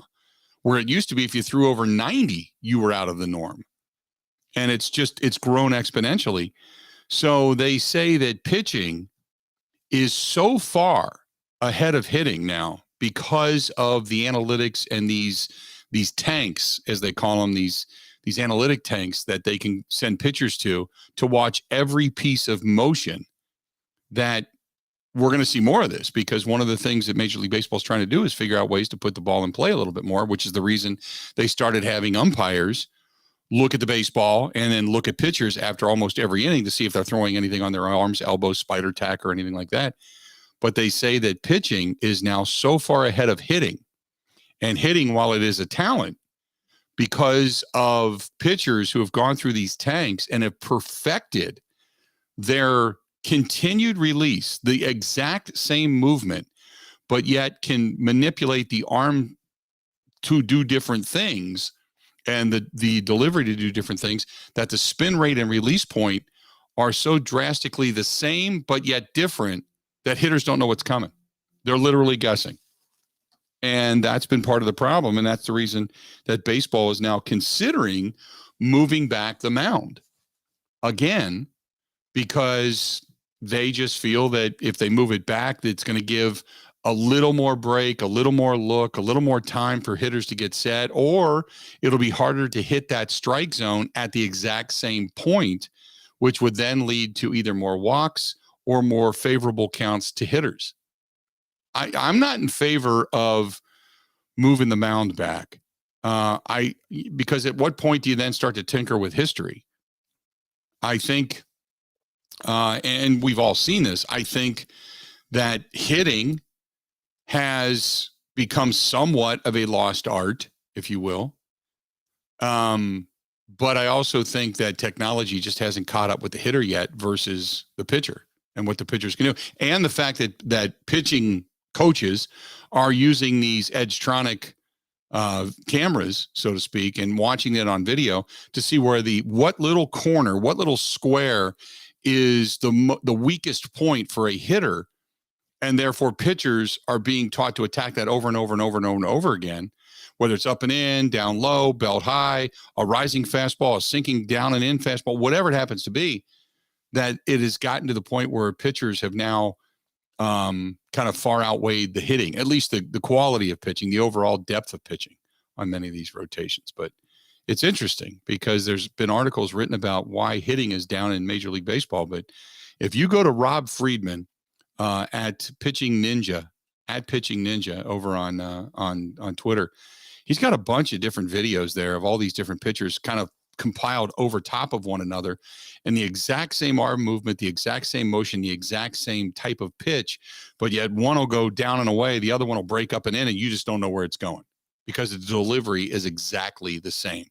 And because they're now throwing so hard, you can't gauge that extra 3, 4, 5 miles an hour. You can't see the spin rate the same as a hitter. So I don't know what they're going to end up doing with Major League Baseball, but that being said, it's extremely interesting. A lot of Brewers up there as well, for good reason. Mm-hmm.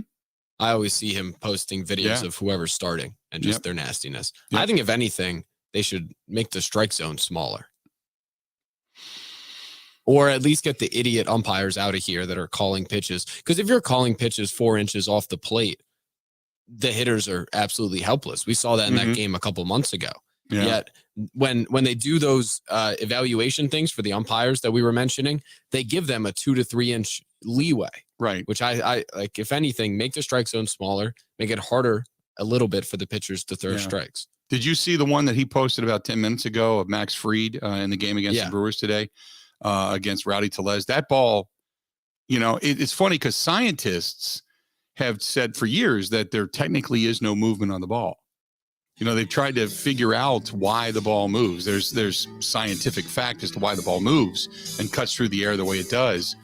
But I'll tell you this, sitting here watching Corbin Burns today on that nasty slider that he throws at, from a right-hander that breaks down and in on a right-handed hitter, that's as nasty gets. And you just watch that thing, all of a sudden it's coming right at you, and then all of a sudden, whoop, it turns on a turn signal and hangs a right, man, before you even see it.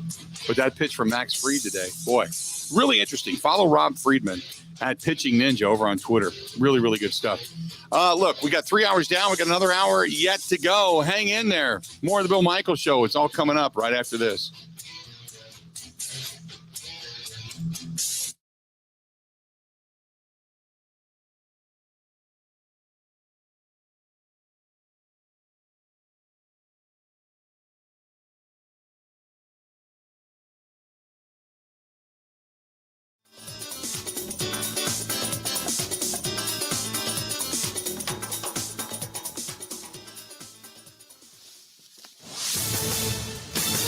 This is a Wisconsin Sports Zone update. Well, the Brewers and Braves closing out their 3-game series today at American Family Field. Willie Adames has not played at all in the series due to an ankle injury this morning. It finally landed him on the 10-day injured list. It's retroactive to Monday, so the earliest he could return would be next week's series in St. Louis. After today, Brewers are off tomorrow before welcoming the Nationals to town for a weekend series. Turning to the Bucks, they've got a few players with decisions to make regarding their futures. The biggest is probably Bobby Portis. He's got to decide whether to accept his player option for next season. If he declines, he would become a free agent. Portis declined his option last year, but ended up re-signing with the team. Meanwhile, Badgers added to their 2023 recruiting class yesterday in the form of 4-star big man Gus Yalden.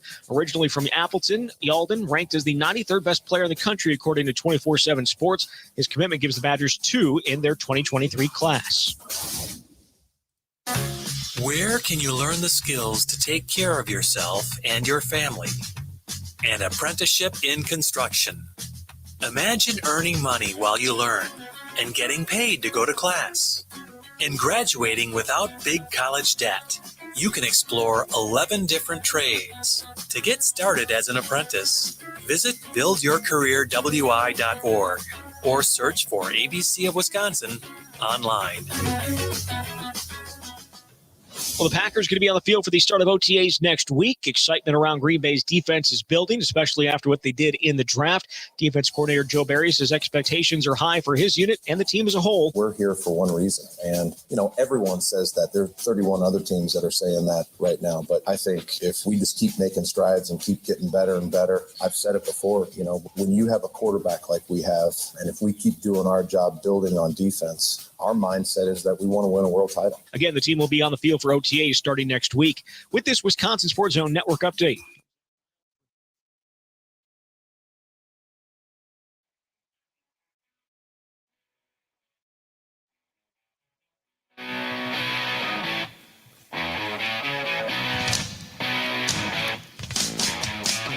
Final hour of the Bill Michaels Show, and we are glad you're with us today. A little bit of a cool day, a little rainy day. That's okay. Going to warm up tomorrow. Going to be kind of goofy over the weekend, a little bit cooler, but, that's all right. Got a lot of good stuff to keep us busy. We got some Brewers baseball coming up. We're going to have more of the NBA Eastern Conference and Western Conference finals to watch. Certainly the PGA Championship to pay attention to. So we're in the throes of it right now. That's all right. We still got Admirals hockey to pay attention to as well, as they're going to be taking on the Chicago Wolves. So a lot happening. A lot happening. 877-867-1670, 877-867-1670. If you want to shoot us an email, a phone call, whatever it happens to be, by all means, you can hit me up on Twitter at Bill_Michaels, at Ben Z. Kenny as well. You can find us there. By all means, we'd love to hear from you. Brewers today, as of right now anyway, locked up 0-0. Corbin Burns has them at first and third with 2 outs and trying to get out of the top of the third today. But nothing else happening as far as the Brewers go.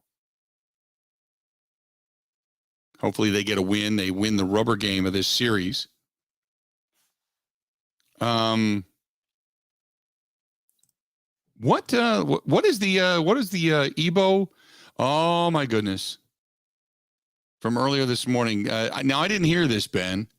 So we were talking earlier with Will Salmon, who of The Athletic, who covers the Milwaukee Brewers. We were asking him about this team, and obviously the fact that the hitting has been so sporadic. It's up and down. One day, one series at home, they're hitting 20 home runs, and after that, they can't do it at all.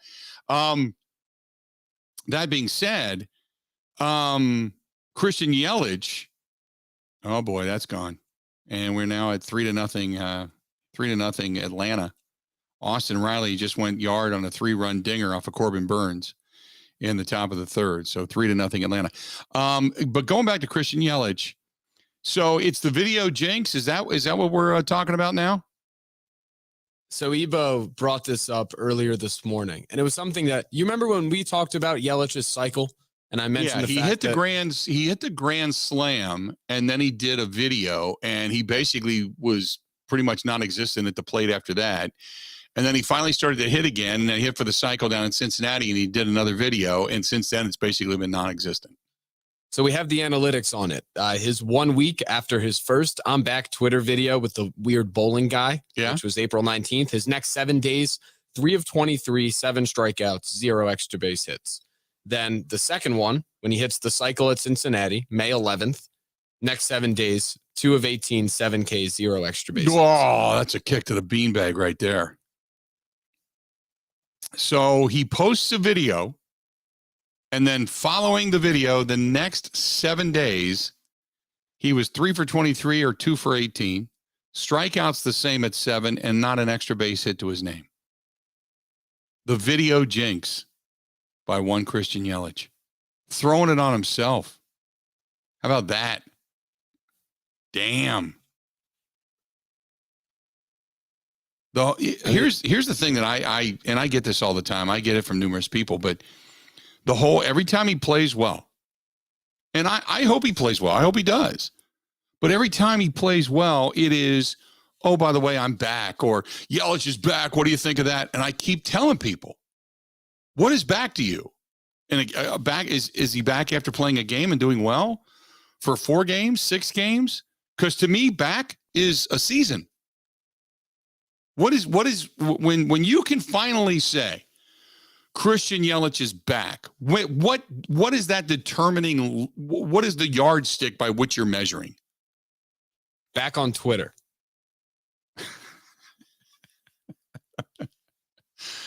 I don't want him back on Twitter. I want him back on the field. I want him back in as far as being back to Christian Yelich-esque numbers. But I've said this for all season, from preseason, spring training.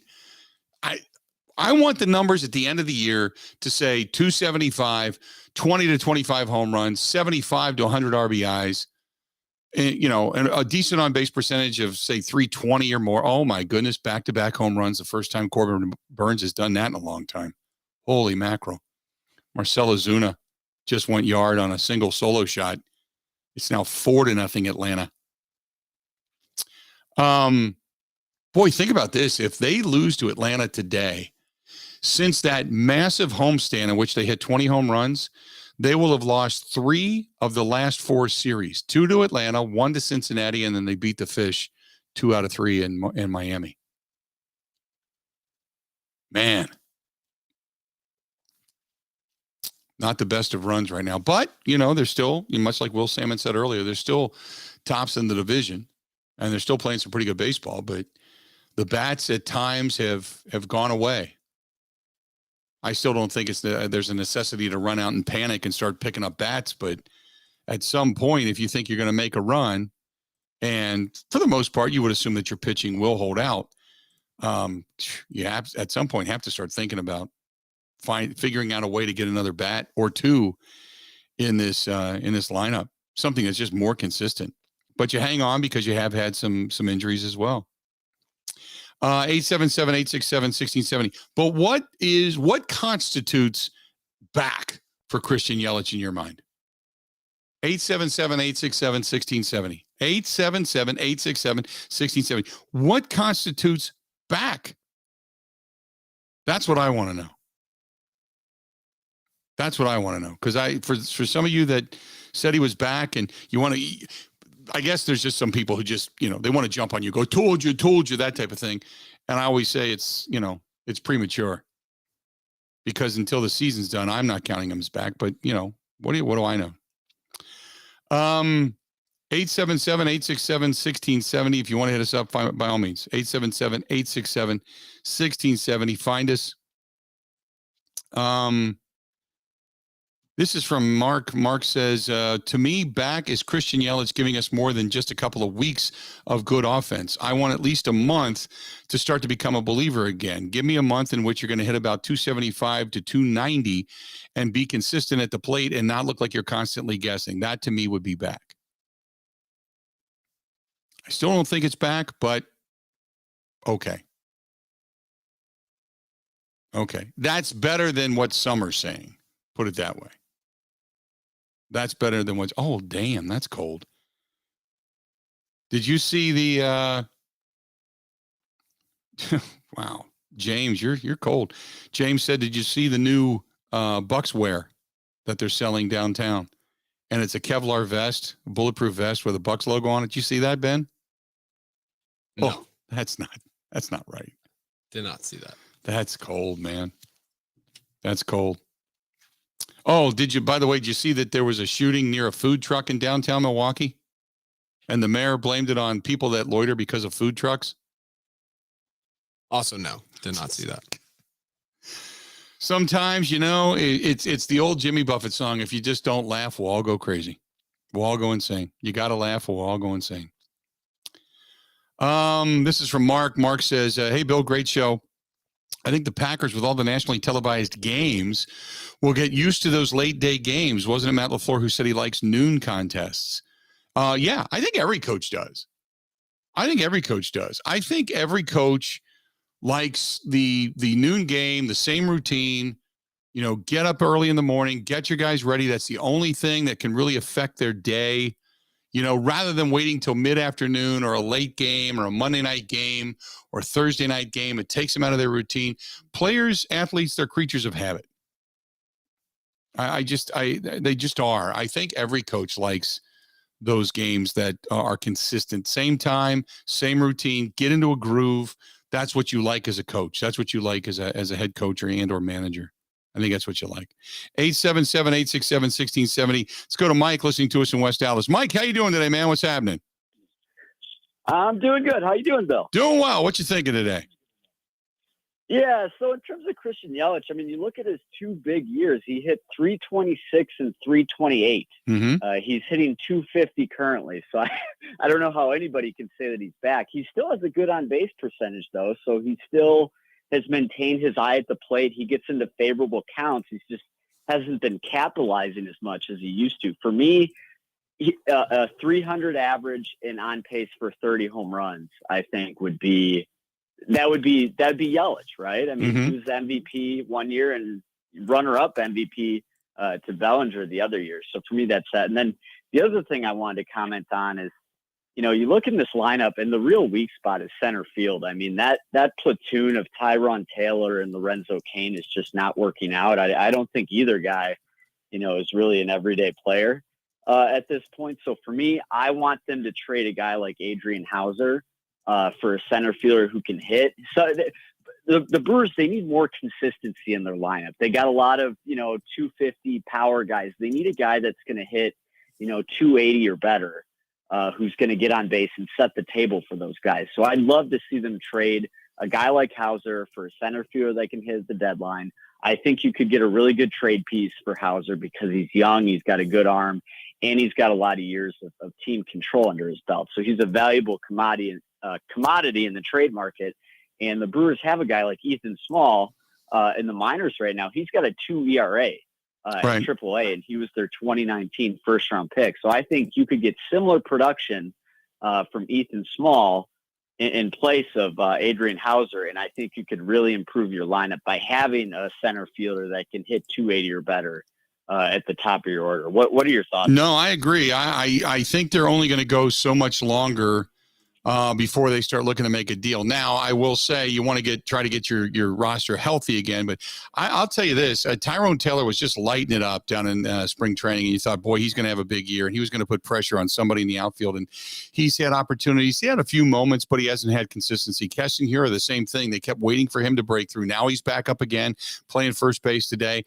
Kind of waiting to see what he's going to do. Every time he gets his shot back in the majors, he ends up faltering. So I agree. I think they're going to stick with this so long. And right now, you got a little bit of breathing room. You can kind of afford to just let it ride out right now. But I think as things go on and guys continue to get better in the minors, I think eventually there's going to be a deal made if the hitting stays this inconsistent.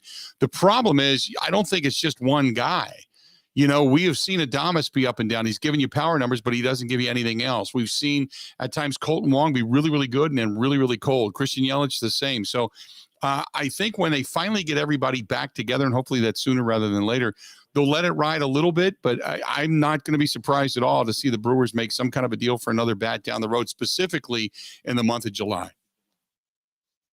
Yeah, no, I hope they can. And I mean, you have to do with the cards that you're dealt. I mean, the Brewers, I would say this: they have a lot of solid starters in their lineup, but they don't have a Freddie Freeman, right? They don't have, like a star offensive player that's going to consistently hit 300, hit for power. They don't have that guy. Would it be nice to have that guy? Absolutely. But I think that, David Stearns has shown that he will make moves when he thinks moves are warranted. So I think he will pull the trigger on getting them a bat.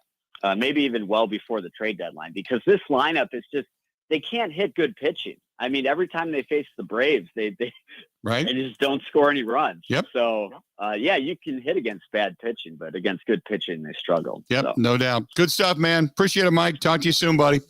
He drops off. You get on board, 877-867-1670, 877-867-1670. Our friends over there at Cunis RV. If you're looking for a motorhome, a fifth wheel, a camper van, travel trailer, whatever it happens to be, go see my buddy Scott at the one down in Elkhorn or a Cunis RV dealership near you. They're all over the state of Wisconsin and in northern Illinois, as a matter of fact.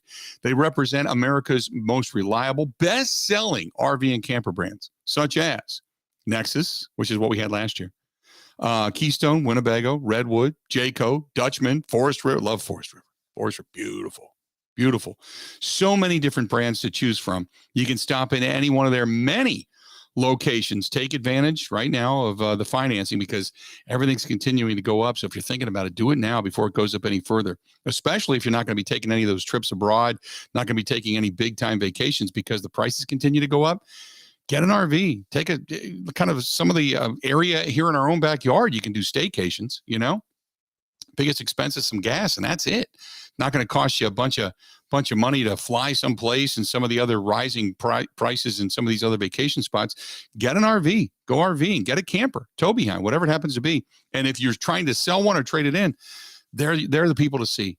By all means, go to Cunis, Kunes. CunisRV.com. That is CunisRV.com. Tell them we sent you and just good people over there. But if you're going to go to the one down in Elkhorn, Wisconsin, go down there and see my buddy Scott Remmer. He's a GM down there. He makes all the decisions and all the deals. But good stuff from our friends at Kunis RV. Go to kunisrv.com. More of the Bill Michaels Show is next. This is the Bill Michaels Show on the Wisconsin Sports Zone Radio Network. We're back in Judge Gina's court where debate's heating up. Order. Sorry, Gina. That's Judge Gina, and this case is dismissed. Dismissed? Come on, guys. Wisconsin's home team. Everyone knows it's Pella Windows and Doors of Wisconsin. You got us there, Judge Gina. Can't argue with that. Others sell only 1 or 2 lines of windows, and both are vinyl. Pella lets you choose from an unbeaten 6 window lines, 2 lines of budget-friendly vinyl windows, 3 lines of luxurious wood, traditional to contemporary, and Impervia, Pella's exclusive never rot fiberglass, engineered to be the strongest window material anywhere, period. And there's financing to fit any budget. And now, up to $2,500 off an installed patio door, up to $3,000 off an installed entry door. What's left to argue? Hella now? Pay later. Hella now. Pay Court's later. adjourned. With the price of materials rising across the country, don't let your huge savings slip away. Set your free consultation now at PellaWI.com. Certain restrictions apply. See showroom for details.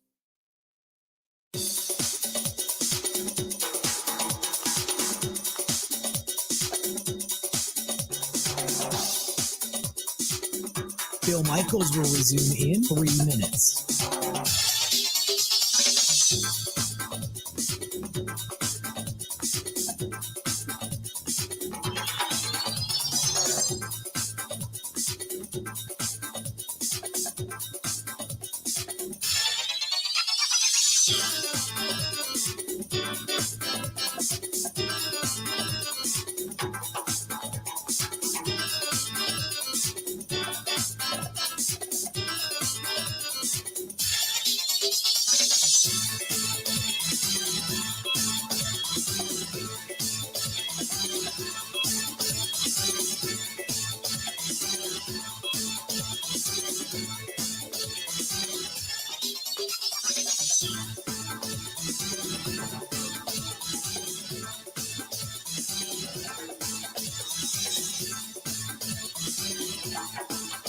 Bill Michaels will resume in 2 minutes.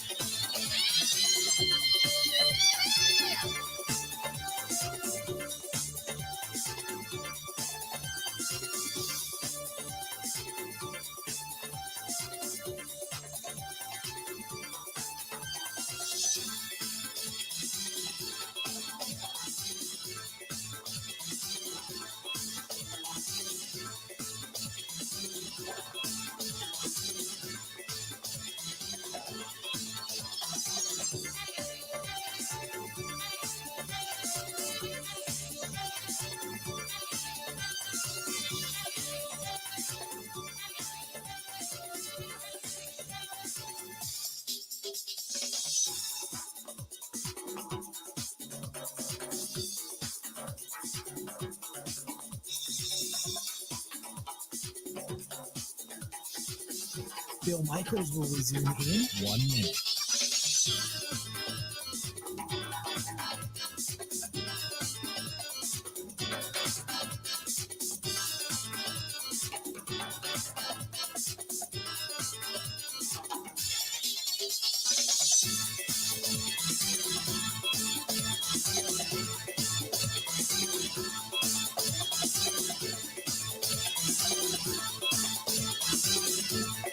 Bill Michaels will resume in 30 seconds.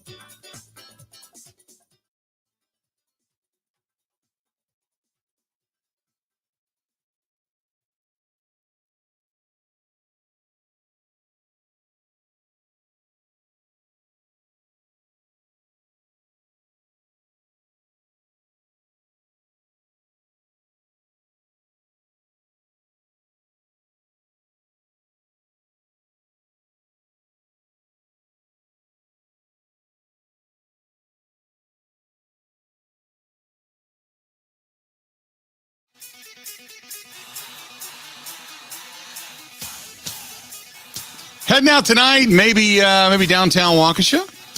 Head over to the Nice Ash, theniceash.com. And tonight, Brewers playing a day game, obviously. So tonight, maybe you head over and just take it easy tonight. If you're going to watch the Western Conference Finals, go down there, sit back, relax, maybe do a fine whiskey, scotch, bourbon, whatever it happens to be, good cigar. Just sit in one of the big plush chairs up front or sit at the bar, the tables in the back, whatever it happens to be. They've got something for everybody down there. Go to theniceash.com. That's theniceash.com. Big supporter of veterans, too. Joette and her staff, huge supporter of veterans, and also help out quite a bit with our motorcycle ride as well. So if you're going to be heading anywhere, maybe make a stop down there. Stop down there tonight. A reminder, coming up tomorrow, we are going to be live at the Social House, Haus, over on Lisbon Road in Menominee Falls. And whether you're coming out to see us or you're just going to stop in because you want to check out the new digs because they're going to have the grand reopening tomorrow, whatever it happens to be, stop over. And don't forget, a portion of the proceeds are going to be given to Fisher House, Wisconsin as well. So can't say thanks enough to Dan Dell and his staff for doing that for us. But good people. This is from Bub, B-U-B.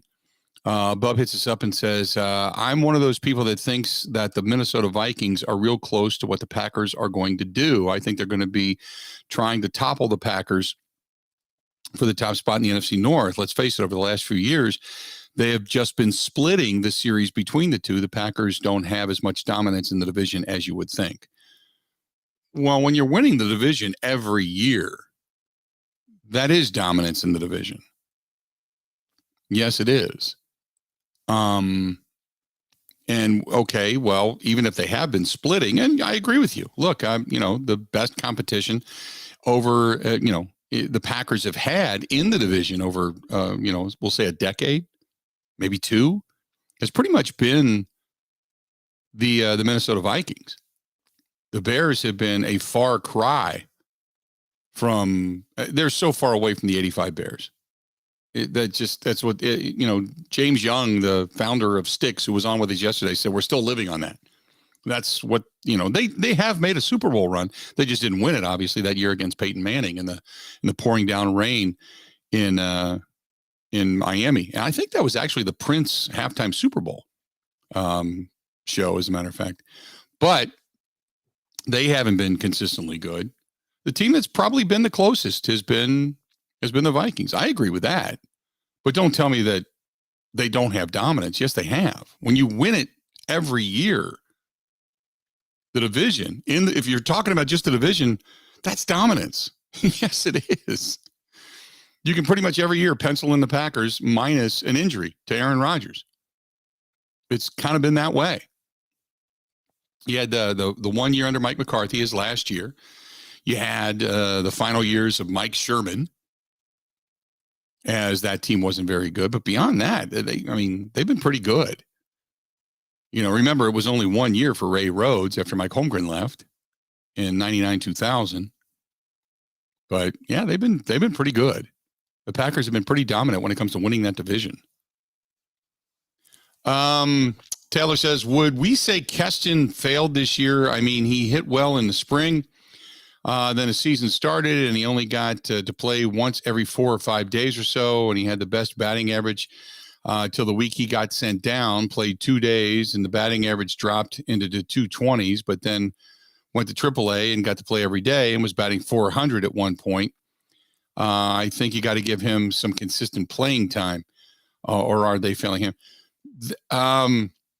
That's a great question. That's a great question, because can you give a guy who, when he gets consistency, he has hit. In the majors, he is not, when he's had consistency. But I think it's hard because you've got to earn it, right?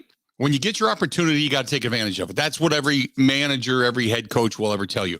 Hey, we don't know when you're going to get your opportunity, but when you do, you got to take advantage of it. When he first got called up as his rookie year, he took advantage of it. He opened everybody's eyes, and everybody looked really wide at him and said, wow, this guy can hit. He can flat out right?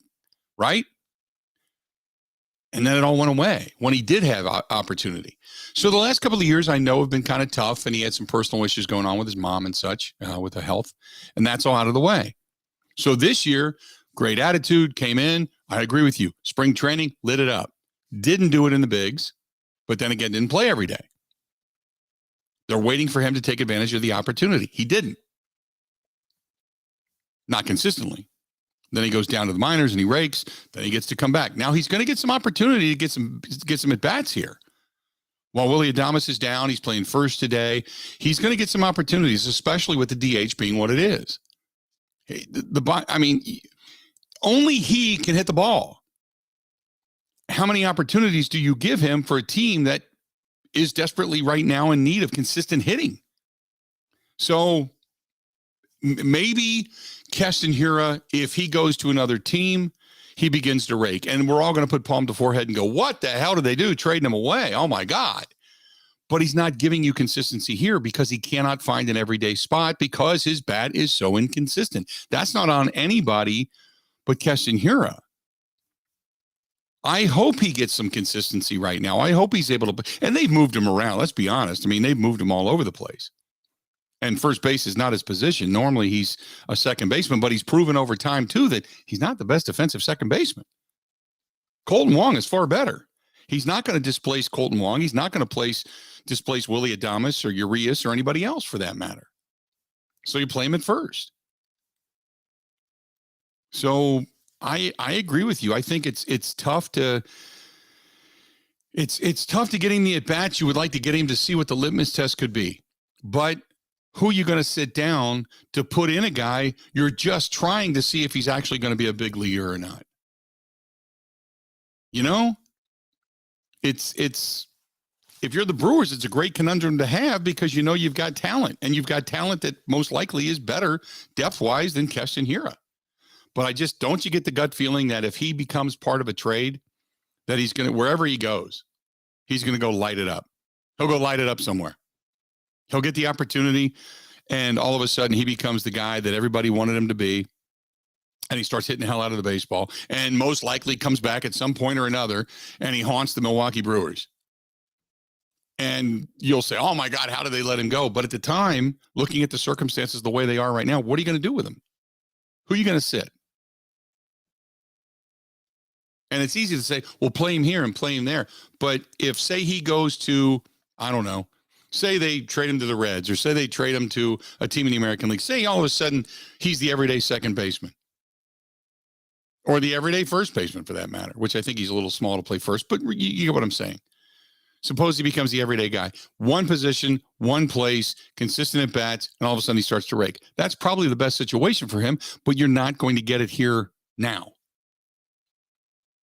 You know? 877-867-1670, 877-867-1670. You want to hit us up, please feel free to do so. Again, a reminder, please, tomorrow we're going to be out at a couple of different things. We're going to be out at Social House, Haus, on Lisbon Road out there on Menominee Falls. Come on out for the broadcast tomorrow. It's going to be a lot of fun. Or support Social House all weekend long because a portion of their proceeds goes to Fisher House, Wisconsin. And if you want to be a part of the motorcycle ride, you want to volunteer, you can do both. As a matter of fact, get a hold of us at thebillmichaels@gmail.com. Or if you just want to get registered and you're following us on the Bud Light live stream like right now, you can scan the QR code and get registered, and a lot of great prizes for pre-registration. When we come back, speaking of the ride, I will tell you who the band is going to be. I promise to do that. I'll tell you who the band is going to be for the post-ride party, which we're going to announce today. So that's coming up next. Stay tuned. A whole lot more of the Bill Michaels Show next. Covering Wisconsin sports like a blanket, this is the Bill Michaels Show on the Wisconsin Sports Zone Radio Network. They're racing and you don't want to miss it. June 9th through the 12th, it's the NTT IndyCar Series Saucio Grand Prix presented by AMR. For tickets, go to roadamerica.com.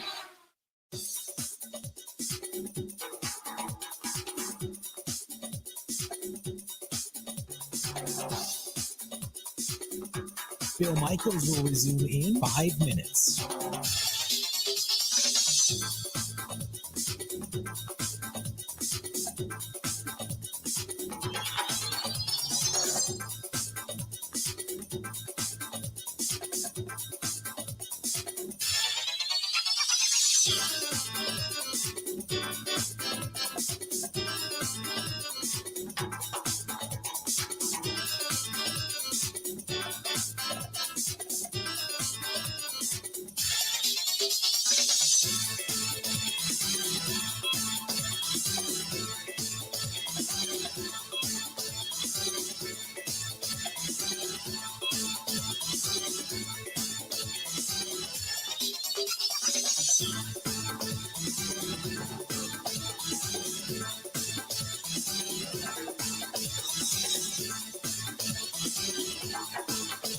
Bill Michaels will resume in 4 minutes.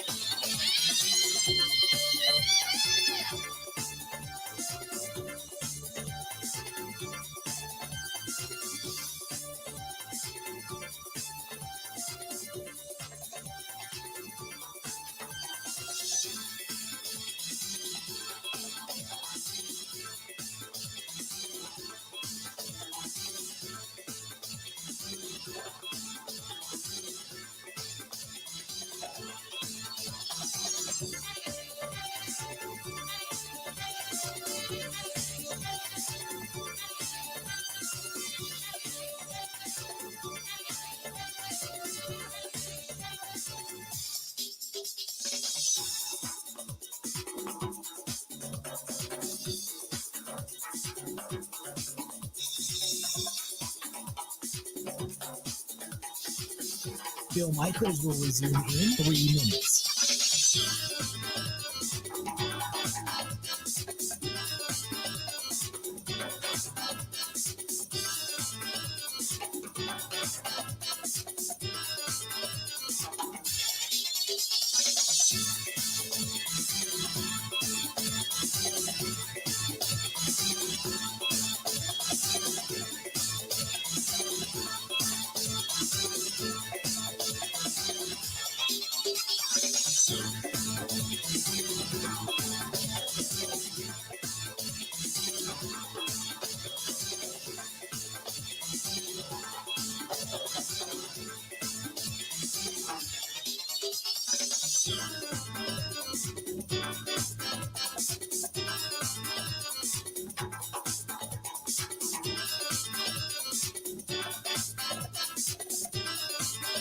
Bill Michaels will resume in 2 minutes.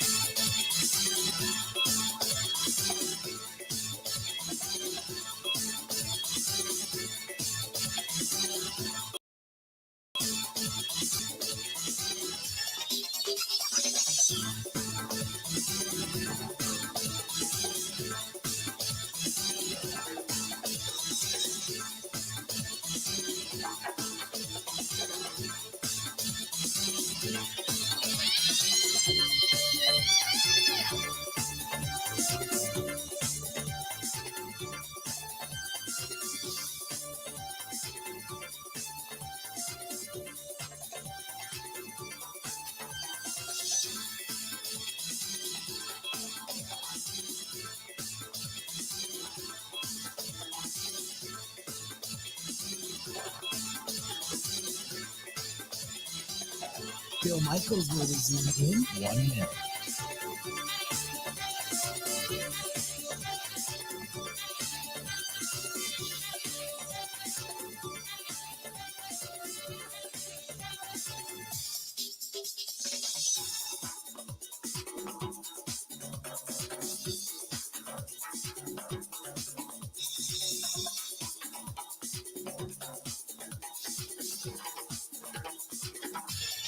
Bill Michaels will resume in 30 seconds.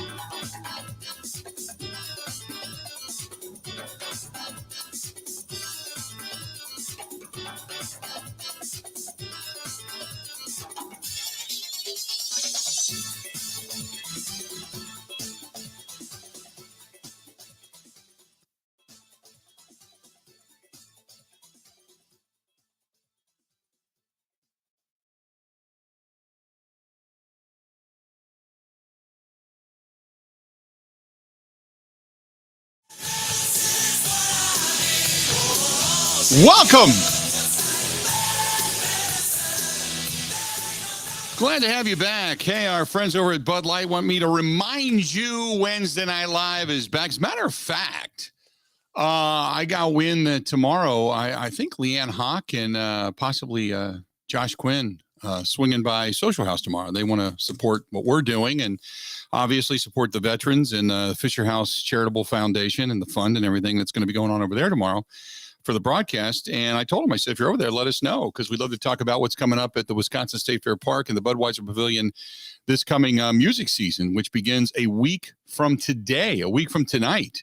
So I can't wait, which it's all brought to you by our friends at Bud Light and Bud Light Hard Soda. That's seltzer with a pop of soda, the loudest flavors ever. Classic cola, cherry, citrus soda, orange soda. They got it all.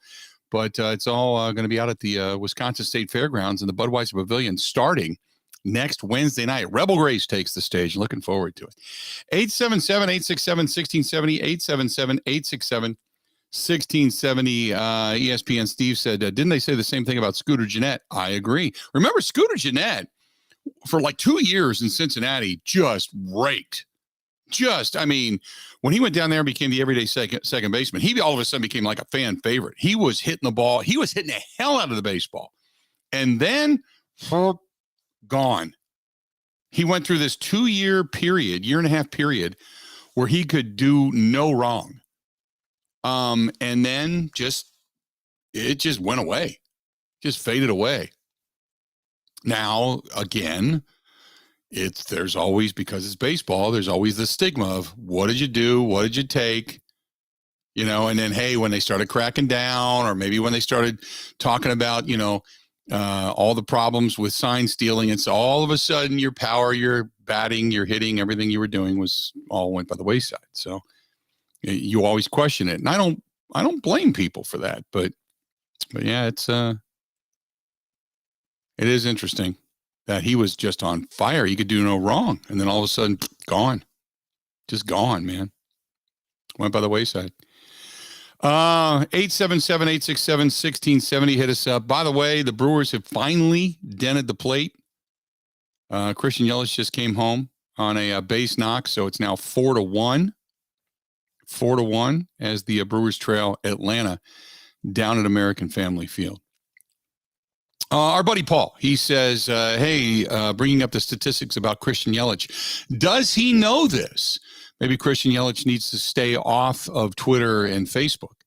I don't know. I'm sure now he's been made aware of it. I'm sure that when Evo and the guys posted that earlier today, Ben, they posted that out. Did they tag the Brewers in that, or just tag Yelich, or did they do any of that? No, I was the only one who posted it. Oh, maybe you I did. I should campaign for a job as his PR guy. Maybe. Don't go to the social aspects. Don't hit the social platforms. Otherwise, you're going to jinx yourself. Maybe. Okay. Or tweet something when you suck, and then maybe it'll help you get better. So you're trying to change the direction. Okay. Just like complete mojo switch. All right. This is from Jeff, who says, Bill, can you imagine? Oh my goodness. He sent me a picture. He said, this happened down in St. Petersburg, Florida, St. Petersburg Beach, Florida. A woman woke up and heard a splash late at night in her screened-in porch with pool. An 11-foot, 550-pound gator crashed through the screen because it wanted to get into the cool water of the deep pool yesterday morning. Okay. Well, at that point, first of all, I'd be sleeping in a diaper, because I'd crap my pants if I woke up and saw an 11-foot gator floating around my pool. Secondly, it sure makes you think about swimming at night. No, thank you. That's the last thing you would need. And think about it. If you've got a screened-in porch, you feel pretty safe. Say you leave the door open at night to the screened-in patio, which then leads into your screened-in bedroom. And then you got to worry about gators crashing through. It's bad enough, like out in Arizona, you got to worry about scorpions and snakes. But now you got to go down to Florida and worry about gators. No, thank you. In the North Woods, I guess you worry about bears around like your garbage and such. If you have your garbage outside, every now and then you get a bear that decides to rummage through it. Maybe a raccoon every night, but maybe a cougar or a bobcat. But those are so rare to see, and they don't want any part of human beings. They want to get the hell away. But you wake up and find a snake or a gator, it's over.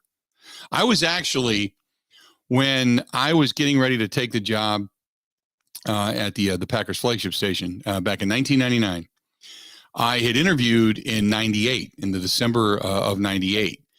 But then I came back for the second interview in January of 99. When I got to Milwaukee, that was the day after Milwaukee got 17 inches of snow over the weekend. And I was like, it was some of the most snow I'd ever seen, because we'd gotten a couple of big snows in Ohio, but nothing like that. So I interviewed here, and then I was also being interviewed by a radio station out in Arizona. So I flew to Phoenix right after the interview here, and I flew to Phoenix, and I was on the golf course getting interviewed there. When I got hired, when I got the call to come back to Milwaukee, they wanted to hire me and bring me back here. And I was kind of thinking, boy, this whole Phoenix thing, this is nice, man. I like this. But I wanted to be close to my kids. I wanted to be close to my dad, my mom, and everything, you know. But the kind of the deciding factor, I've told this story 1,000 times. I'm really deathly afraid of snakes. Now, when my buddy had one, he had a great big boa constrictor. It took everything I had, but I didn't mind holding on to that thing and wrapping it around your neck type of thing and walking around with it. But the little ones that come out of the ground, it just freaks me out. And yeah, when I hit the ball off the golf course, have you ever played golf out in Arizona, Ben? No, I need to. So the one thing you'll see in the desert is do not retrieve ball. When it goes into some of these sandy areas, you'll see golf courses where only the fairway is grass, everything else around it is sand. And they tell you don't retrieve the ball, because what happens is the rattlesnakes are under the sand and they see the ball move and they think it's an animal of some type, because it hits and it rolls and it stops. They're waiting for it to move again to strike. So if you go out there and you go to reach down to grab the ball, you can get bit by a snake. That was it for me. Okay, I'm done. I always whenever I've taken my clubs to Arizona, I buy crap balls. I mean, just like, that bag of balls that just says balls. There's no logo on it. It's not Nike. It's not Titleist. It's not TaylorMade. It's none of that. It just says balls. That's what I buy when I go to Arizona. Because if it goes into the desert or goes into the sand, I don't care. I don't care at all. I won't go retrieve them. Freaks me out, man. So, yeah, gator in the pool. Snake under the grass when I'm out there golfing. No, thank you. No, thank you. I'll be out there playing golf in diapers. So, yeah, driving range balls. Absolutely, Andrew. You got it. Big bag of driving range balls. I'll take them with me. The only time I'll use a regular ball is when I putt. Then I'll use a Pro V1. Got a softer touch. I'll use a Pro V1. Other than, no, never. Not happening. I'm freaked out by that stuff. 877-867-1670. If you want to hit us up, feel free. This segment brought to you by people who are neurotic like myself. Thank you very much. More of the Bill Michaels Show. Final segment next. Covering Wisconsin sports like a blanket. This is the Bill Michaels Show on the Wisconsin Sports Zone Radio Network.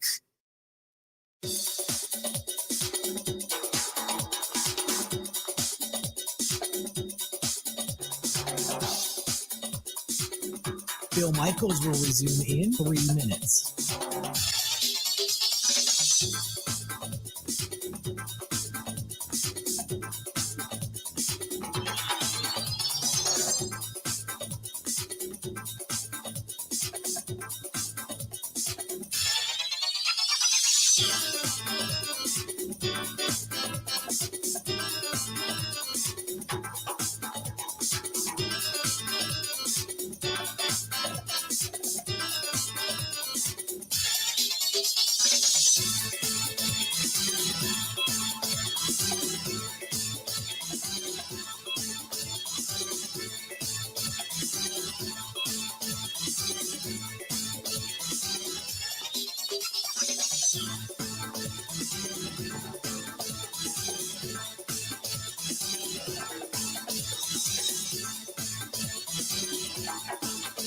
Bill Michaels will resume in 2 minutes.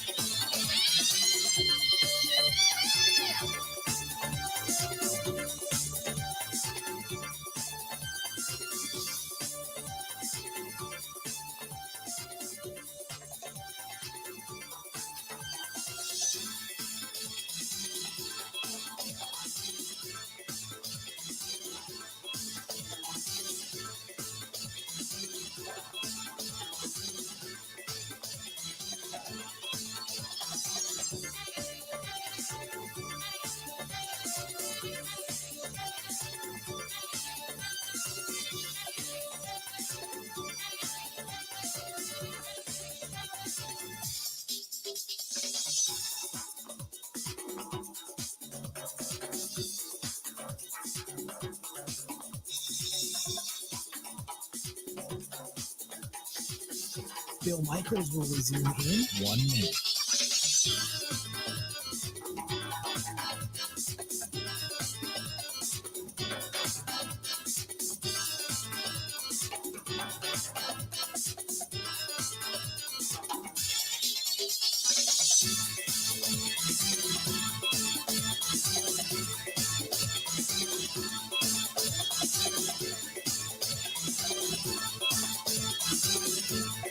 Bill Michaels will resume in 30 seconds.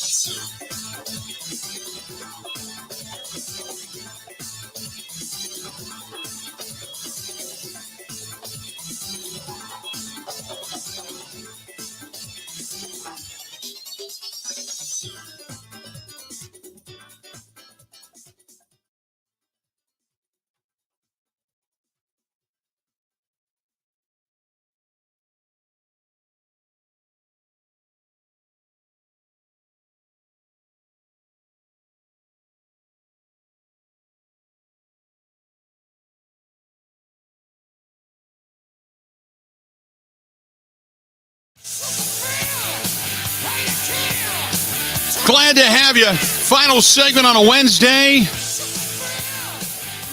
Enjoying the day. Brewers have cut the lead of the Atlanta Braves in half. It's now 4-2 in the top of the fifth with Corbin Burns still on the hill. So hopefully the Brewers can come back and take the lead and win the third game of this rubber match, which would be fantastic. Good stuff.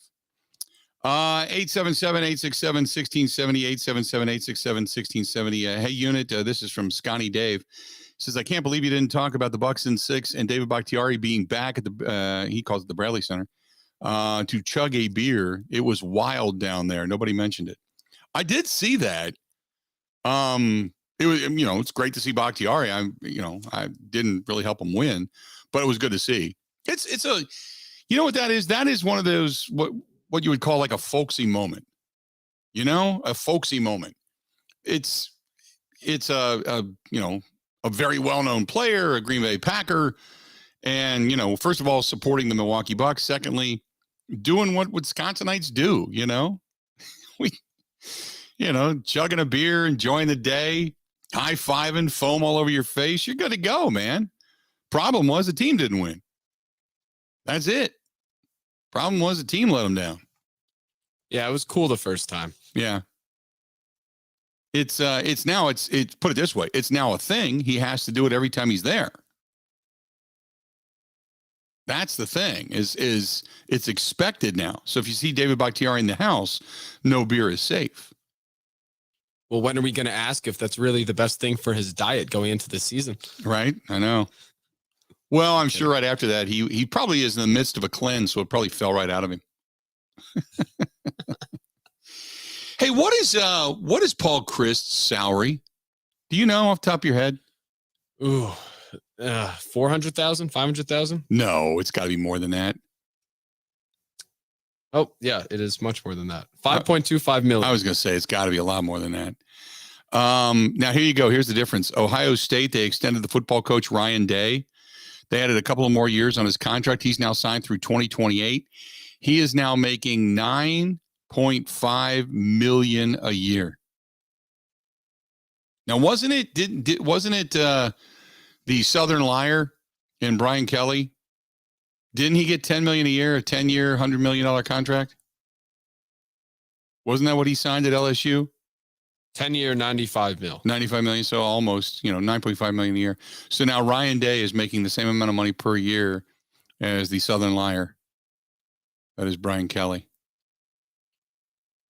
You know what I want to see? I want to see Brian Kelly crash and burn. Something just go horrifically wrong. And he has to take a job like, say, he's got to go coach UMass, and suddenly he's got the northern Massachusetts accent, I want to see him either appear one day and look like Ed Orgeron with the same skin complexion, or B, have that happen to him and then have like a Rick Pitino. He has to go to Iona and try to fix that program. Well, I want to see him go to Massachusetts because I want to hear him say like, somebody give me my khakis, instead of khaki pants, his khakis, right? Not khaki pants, khakis for his guy, suddenly something like that happens.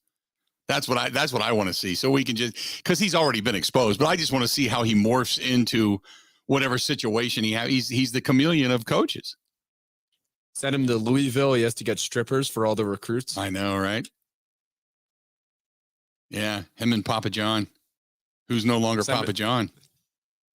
Send him to Minnesota. He has to shave his head and be a douchebag. Oh, my God. Yeah, he's rowing his boat all right. There's a whole motorboat joke there I choose not to make. College coaches are the best. Like, you don't get this kind of drama. Yeah. I love the NFL to death, but you don't get this kind of stuff. No, not anymore. Not anymore. I mean, what's the most drama you get? Lately, the most drama you get would be what? Sean McVay doing muscle curls or something, or, Shanahan calling to see if Aaron Rodgers was available. You don't get any coach hate. I mean, the last time you saw any coach drama was what? Well, Brian Flores. All of the coach drama is wildly controversial. Correct. It isn't a guy named Brian Kelly pissing off the entire northern section of the country to then go to Louisiana and develop a fake accent. And TikToks. Really, I guess the last controversy short of the Brian Flores type of situation was probably Mike McCarthy in the Bleacher Report article, right? Where Mike's upstairs getting massages and rub downs and stuff while the rest of the offensive unit is downstairs in the film room. At least that was the report. Mike's upstairs getting oiled up. There's a visual for you. I mean, I would go back to like Ditka when he took the wedding picture with Ricky. Was it Ricky Williams when they traded for him on draft day? Oh yeah. And they made the cover of Sports Illustrated, and Ditka was next to him, and he was wearing the wedding dress. Yeah,